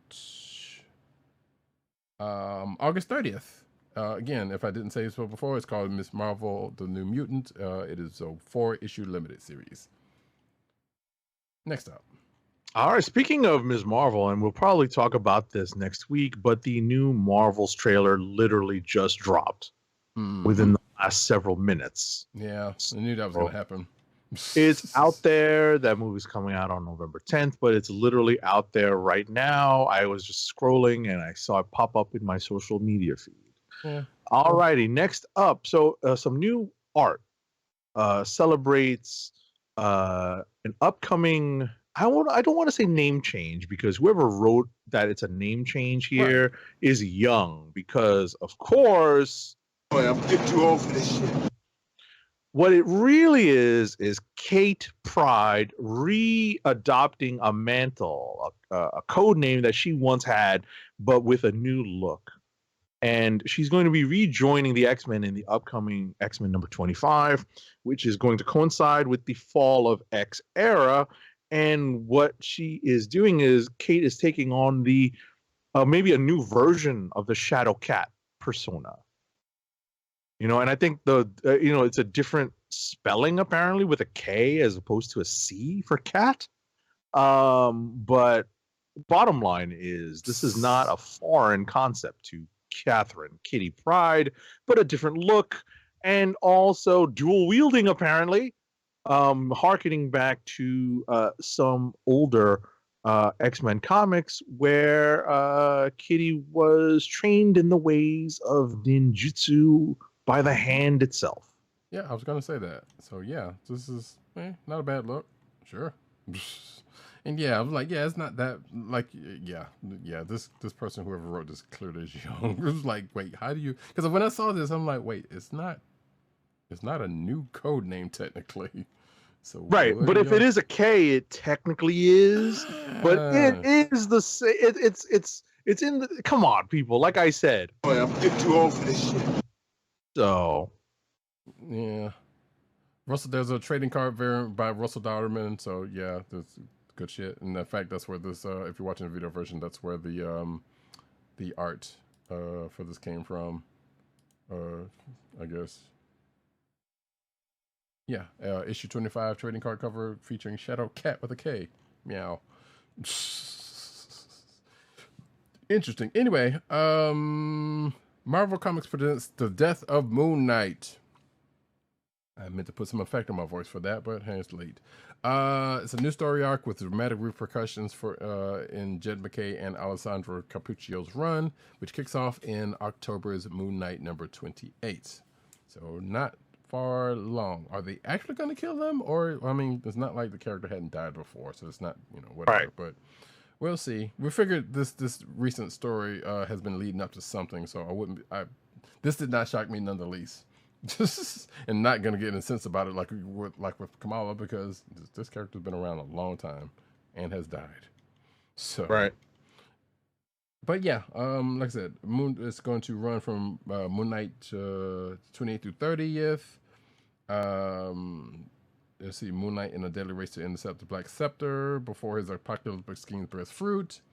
Yada yada. I believe the Scarlet Scarab, by the way, has been revealed. Was that this week, or was that last week's thing? That Um, Moon Knight Scarlet last week. Scarlet Scarab. Yeah. Yeah, Okay. yeah, last week. Okay. Yeah. There was a Moon Knight book out this week that neither of us read, but it's Right. not in. It's not the main series. Right, and I was thinking was that the one where the new Scarlet Scarab popped up at or not? But it's MCUification. yep, pretty much moving right along. Oh, it is this week actually. Moon Knight City of the Dead, which came out this week, because there is a variant cover with the Scarlet Scarab. Actually, I don't know if Scarlet Scarab's in it, but I think no, there is, because I think I read the flavor text about it. So yeah, I think there is going to be a new Scarlet Scarab in that book, which we hadn't. Right. I was about to say that female character that was introduced in the MCU pops up in last week. Okay, gotcha. But I think this one might be. That's why I'm thinking that. I gotcha. But I think this one might be male. I don't know if they're going that way. I'll have to read the actual book. Maybe I'll read the book and find out for actually sure. But we're going to move on to the next bit of news. Right. Isn't it nice serendipity that I got this one? Mad Cave is set to publish Gotcha Man comics, and these new stories will stay true to the classic anime. Mad Cave Studios has inked a deal with Japanese animation studio Tatsunoko Production to publish new comic books based on the 1970s anime Gotcha Man for adults and teens. While the stories will be new, they will be set in the world of the original anime series. The first title will be released in 2024. The full name is, of course, Science Ninja Team Gotcha Man. And it's amazing that this was created in 1972. Wow. I know, right? Like, we're both getting right. This shit. Exactly. And what's funny is that obviously that predates both of us, but the first Gotcha Man series was released in English in a heavily edited form. I love that this is written this way. A heavily edited form, as how I remember it, Battle of the Planets in 1978. And Roddykat remembers the second part, and later as G-Force Guardians in Space in 1986. I remember Battle of the Planets so fondly. I remember both of them, because Battle of the Planets came on TBS, and when I would or at least that's where I saw it. Right. Would it go, because I didn't have cable up until later, but when I was at a place where I could see cable, I definitely was up watching that up early. And yeah, G-Force, which I hate that version. I can't remember who was behind that version, and it's probably just as well. But yeah, that came on Saturday morning cartoons in '86. That is the worst version of it. I will go for the sake. Battle of the Planets, awesome. G-Force, Zark 7. Yes, then there is part of the reason why it wasn't so bad, why it wasn't so great. But it was. I love Zark 7, but I was also very, very young watching this. But yeah, and I get that, because that's why they did it. In fact, I think Secret Galaxy, aka the formerly known as Toy Galaxy, kind of did a thing on Battle of the Planets previously, so you can probably look that up. I'll probably put it in the show notes. Science Team Gotcha Man, love that show. I was looking around because I know I have the anime, the box set somewhere around here. And I believe it is on Crunchyroll, actually. I think I may or may not be wrong about that, but the last thing I'll say about this is that we don't get Mad Cave books, but if anyone from Mad Cave is out there, holla at us, because we would love to absolutely check these books out and review them, because you have two fans of the material right here. Yes. You know where you can actually watch Gotcha Man? I thought it was on Amazon Prime. Oh yeah, okay. Actually, let me. I know. I was about to say. I remember looking. I remember seeing it, and it is on Amazon Prime. It might actually also be on Hulu. Oh, is it on Hulu? I'm sorry. I'm not sure. No. You're probably right, but I feel like I've seen it somewhere else No, I think you're right. I could be wrong about Prime. I didn't. I'm actually not looking it up on. No, you might actually be right though. So I'm actually going to open up the app and look while Roddykat moves on to the next. Well, I was sitting up here looking it up on Crunchyroll, so we both were kind of do some fact checking here. It's like, wait a second, let us confirm, because I distinctly recall being able to watch it. Right. So it's out there somewhere, definitely. So, but I know the new Gotcha Man. There is a new Gotcha Man Crowds. Okay, that is definitely on Crunchyroll, which that's a totally different. Not a totally different. It is definitely a different thing from the original Gotcha Man. Premise kind of sort of is there, but it goes in a totally different direction. Right. Because I remember watching that. The original doesn't seem to be on Crunchyroll though, which that's a damn shame. Yeah, no, it's on Prime. Okay, you can watch 12 episodes on Prime. Just 12? Yeah. Damn, there's like 100. There's 104. Yeah, I was about to say, I remember being able to watch more. Right. But hey, 12 is better than nothing. But still, that's a damn shame that's not out there more. But that's a case to get the physical set, I guess, in certain cases. Mm-hmm. Anyway, like I said, Matt Cave, holla at us. We will be glad to check this out. But we got some time. We'll have to try to find a way to get in contact with them. Like you said, first title is 2024. I love me some Gotcha Man. I really, really do. Yeah, no, that's trust me. That is one, like, I have like warm memories of watching that Battle of the Planet stuff, and especially with Seven Dark Seven and the female voice, which is awesome. Mm-hmm. Oh, there's a clip you should get. Dun dun dun dun dun dun dun dun. I'm pretty sure I have that music clipped, but I'm going to definitely try to get that now and add that to our anime intro. So shout out to Rest in Peace for the reminder. Right. Shout out and rest in peace to MF Doom, who also sampled that piece of music quite well. Yep. Anyway, Skybound kicks off Universal Monsters license with Dracula miniseries by James Tynion IV and Martin Simmons. So Skybound's got the properties now, huh? Let's see what they do with them. 4-issue miniseries, which will feature a number of the characters from the original 1931 film, will launch on October 25th. Just in time for Halloween, of course. 2023, with the main cover by Simmons and variant cover by Joshua Middleton. The miniseries is first of several planned limited series featuring the Universal Monsters. While Skybound didn't announce any other titles or creators, they did say that the comics will have variant covers by artists including Joshua Middleton, Francis Manapul, Julian Totino Tedesco, and Jenny Frison. So if there's not a Monster serial cover for any of those, you're doing something wrong. Anyway, there's that. Next up. Do me a favor, jump in, because I accidentally just closed the sheet. Okay. Sam Raimi's Army of Darkness is getting a sequel comic in Army of Darkness Forevers. So yeah, the story will pick up with both the original ending of Army of Darkness and the series finale of Ash versus the Evil Dead. The story takes place across 3 timelines. It was announced by AIPT Comics. And is being produced by Dynamite Entertainment, who says Dynamite is proud to present a new series from Tony Kliqs, Stray Dogs, with Justin Greenwood from Stumptown that is a direct sequel to how many fans believe the films should have ended. This October, Army of Darkness Forever #1 begins to explore what could have been. So there you go. Army of Darkness fans, Evil Dead fans, rejoice. Next up. Alrighty, so I'll jump in and take this story. TMNT's Dark Future reveals Donatello's tragic final fate.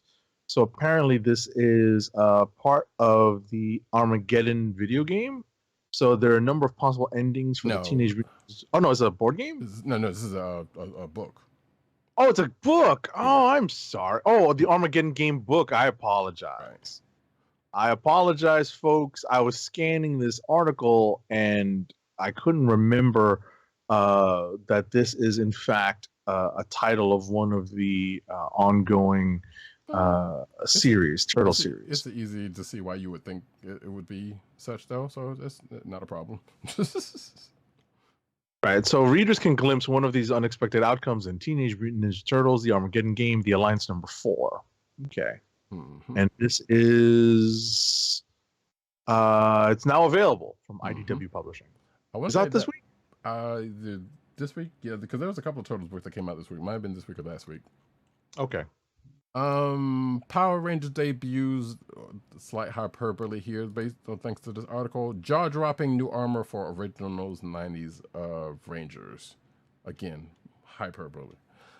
This is spoilers for Power Rangers Unlimited, the Coinless number 1, which I think came out this week or last week. There was a Power Rangers book out this week. I can't remember if that was this one, because I'm not up on that stuff yet. Regardless, apparently there's some new armor. I think this is it. If you're watching the video version, you can see this. So if you know anything about that universe, there's a lot went on. That's why I'm not up on it, because I kind of lost the thread after one of the events. But basically, the former bad guy has a set of Power Rangers, and they have armor, and I believe this is the armor that you see. In the video version, if you're also watching, which you should sometime. So they look good. I wouldn't say jaw dropping though. Next up though, I was about to say, apparently Gotcha Man streaming is not available on Prime. I just tried opening, it's not opening. Oh, bummer. Yeah, not fun. I'm sure there's in other properties in other territories that might be. Yeah. We gotta figure that one out, folks. But sucks here. So last but not least. Actually, not last, but Oh, not last? I just reloaded. I was about to say I just opened this sheet. No, there was one in the variant cover, but it's real quick. Don't worry about it. Okay. So next to last but not least, the DC booth is returning to the San Diego Comic-Con floor. And we have here an article that has panels, screenings, and exclusives updated just a little while ago. So, yeah, guess what, folks? DC has a lot of stuff. There is, you can get a Helm Sandman Helm Masterpiece Edition of the trade paperbacks. That looks kind of cool. You can get a blue and gray Batman McFarlane Toys variant. So this is the 30th anniversary gold label action figure exclusive to San Diego Comic-Con. That's actually pretty cool looking. And, lots of other cool things. Mr. Freeze. Wow, that is definitely a different looking Mr. Freeze. Yeah, I've never seen that version of Mr. Freeze before. Wow. It looks like a My Hero Academia character. Right. It looks like he's going for a spacewalk also. Yeah. But yeah, and other stuff. There's a Dark Knight version of the Joker. Heath Ledger style. Right, and a Bane. Yeah. And even that's pretty cool. Wait, is this a Freeze version of? Yeah. Okay. Of the Joker. That's interesting. Look. Yeah. But That's whatchamacallit. What's a Dread Lantern? Yeah, it's an Alan Scott version. I know where that's from Dark Knight's Metal. Okay. Oh, okay. The thing I did not read. Okay. The 85th anniversary Superman there, scrolling through. And of course a listing of the panels to this date. So, hey, San Diego's going on at this point. If you're not there, you're here, like us. So what news we get is hotly coming as we've been hearing throughout the show. And, right, that 5-hour time difference, man. But like we said, we will probably have a much more comprehensive look at the news that dropped at San Diego Comic-Con, despite the ongoing SAG, AFTRA, and WGA strikes. And we will definitely be looking at a little behind the scenes, looking at that Marvel's trailer after we finish wrapping up, which will be in the next probably 5 to 10 minutes. So, Yep. Last but not least, new Disney 100 variant covers revealed for the rest of 2023. These covers are homages to incredibly important and famous covers for X-Men, Avengers, Spider-Man, and more, according to this article. Which, if you've been with us the last few weeks, you have you've seen me showcase a few of those when talking about Amazing Spider-Man. Actually, the last few Amazing Spider-Man books, but apparently there is more because the last 3 will be released in October, November, and December.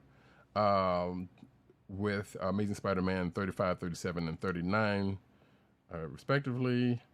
And you can see, as I click off of that, you can see me scroll through that. And this Secret Wars cover, which is pretty cool. And this X-Men, I like this X-Men one also, by the way. But yeah, you can see those covers right there as being the last 3 for that. Disney Marvel synergy at its best. If there's not an animated thing for this at some point, I don't know what to tell you. Should be. And then that, folks, is the end of the news. Can we get one last ad read? Well, we actually have a little bit of Toy Corner. Yes, we do. I'm sorry. Just a little. So I will turn off my virtual background just for a quick second and show everyone what I obtained this week. That being the latest version of Commander Rogers, the identity that Steve Rogers took on when he first kind of regained the super soldier serum after kind of being depowered, as it were, for a little while. And he took on the Commander Rogers persona. We did have a previous iteration of this character in Marvel Legends, but now we have an updated version, and I just got it. It's actually pretty cool. There it is without the ring light glare. And this box is, look, there's the Mike Deodato rendition of the Commander Rogers from that Secret Avengers run from way back when. Here's another. Here's the back of it. It does come with the Amadeus Cho head for the Build-A-Figure. And, it's pretty cool. And there's a look at the Amadeus Cho Build-A-Figure with a guide as to which characters have which parts of him as the Build-A-Figure. And I will say that, again, folks, this is an ongoing joke here on the Comic Book Chronicles, that we as a collective panel, we can all kind of say this now. Boy, I'm getting too old for this shit. Because the Secret Avengers run is a long time ago now. Yes it is. And I vaguely remember if I've actually even read that. I feel like I have, but I don't remember if I do it or not. So that might be a revisitation. It's a long time ago. And that was a fairly short run, correct? Yeah. Like 25 issues or something? No, not longer than that, but it wasn't, like, well, you know what's scary is that Infinity. Remember how we loved Infinity? Oh, yes. That's from 2013. Mm-hmm. Damn. Yeah. Obviously, our sense of time, and this is also something that we've talked about, and I'm sorry to extend the show just a minute or two, but the pandemic really did screw with our sense of time. But it got us some nice, good content. That is true. That is true. But it definitely screwed with our sense of time because, all that time when we were not getting, when we were doing evergreen content for the show, we weren't getting new content from the books, and and with the delays, inherent to that. So, and it's just hard to remember sometimes how long it's been since we've read these stories, and it's amazing. It's amazing that was 10 years ago, that Infinity story. Oh wow. Okay. Secret Avengers was 2010 to 2012, and it was 37 issues. Exactly, because that was pre-Infinity. That's why I said that's even longer. Right. And it went through Fear itself, which yeah. Yep. So yeah, anyway, but that's cool. That's cool. I kind of actually want to read this, but this is, you know, go back and read it. All right. Just see Our last ad read of the night is for Amazon. Keep our podcast free by shopping at Amazon. Visit cspn.us, then click the Keep Our Podcast Free link at the top of the page. From there, scroll down and click on the Amazon link to shop. Purchase items from Amazon as you normally would, whether it's books, music, electronics, jewelry, apparel, or, as I just did, Marvel Legends. For every purchase made on Amazon through our link, Amazon sends the CSPN a payment that helps us keep the Comic Book Chronicles podcast free for our listeners at no extra cost to you. Now, remember, if you shop at Amazon often, bookmark the link or add it as your homepage so that you can help the CSPN each time you order. We thank you for your support. Amazon.com through cspn.us. Do it today. All right, folks, that is it for this particular episode of the show. Again, San Diego Comic-Con is upon us. News upon news coming out here through. So, you know, if we didn't get to something that you probably saw/heard, we're recording this on the on the Thursday that it starts. So, you know, what we got is what we had. But we will definitely have more next week. Maybe even try to get Matt on the show if he's not busy. Yeah, we'll see. We'll reach out. We'll definitely reach out. Yeah. I feel like that's almost a tradition at this point. Yeah. So, and I hate for it to just be for times like this, but you know, hey, we know he's there. So, and you know, he knows he's there. Anyway, I have been Roddykat. You can find me at Roddykat on Twitter. You can find me at NewsNerd on Twitter. You can find me at CB Caps on Instagram. Agent_70 on Twitter, Instagram, and Threads. PCN_dirt on Twitter, PopCultureNet on Twitter, PopCultureNetwork.com is all the umbrella sites they're in. And Big Papa Tim DOGG98 on Twitter. Also CB Cron on Twitter. The Kliq Nation on Twitter. That's TheKliqNation. TheKliqNation.com. And of course, over at comicbook.com under the name Timothy Adams writing his face off. The Osiris of this issue, in case you didn't know. This here podcast, you can find us on the Coastal Podcast Network, that's CSPN.us. Do it today. You can also find us on your podcast place of choice, whether it be Google Play, Apple iTunes, aka Apple Podcasts, Spotify, and the Coastal Podcast Network SoundCloud page. Make sure to hit like, subscribe, and leave us all the positive 5-star reviews on Apple Podcasts. And of course, every Thursday night, you can find us recording, mostly every Thursday night, unless there's movie protocol, on the YouTube channel of The Kliq Nation. That's youtube.com/TheKliqNation and twitch.tv/Comic Book Chronicles. Again, please hit like, subscribe, leave us positive reviews, and make sure to click the notification button so that you know when we are on live recording and broadcasting. Yeah. Next week, new show, more San Diego news. Yeah, it's going to be probably a lot unless I get real lazy with the news, but we'll see what happens. This has been the Comic Book Chronicles. Peace. Peace, one. And knowing is half the battle.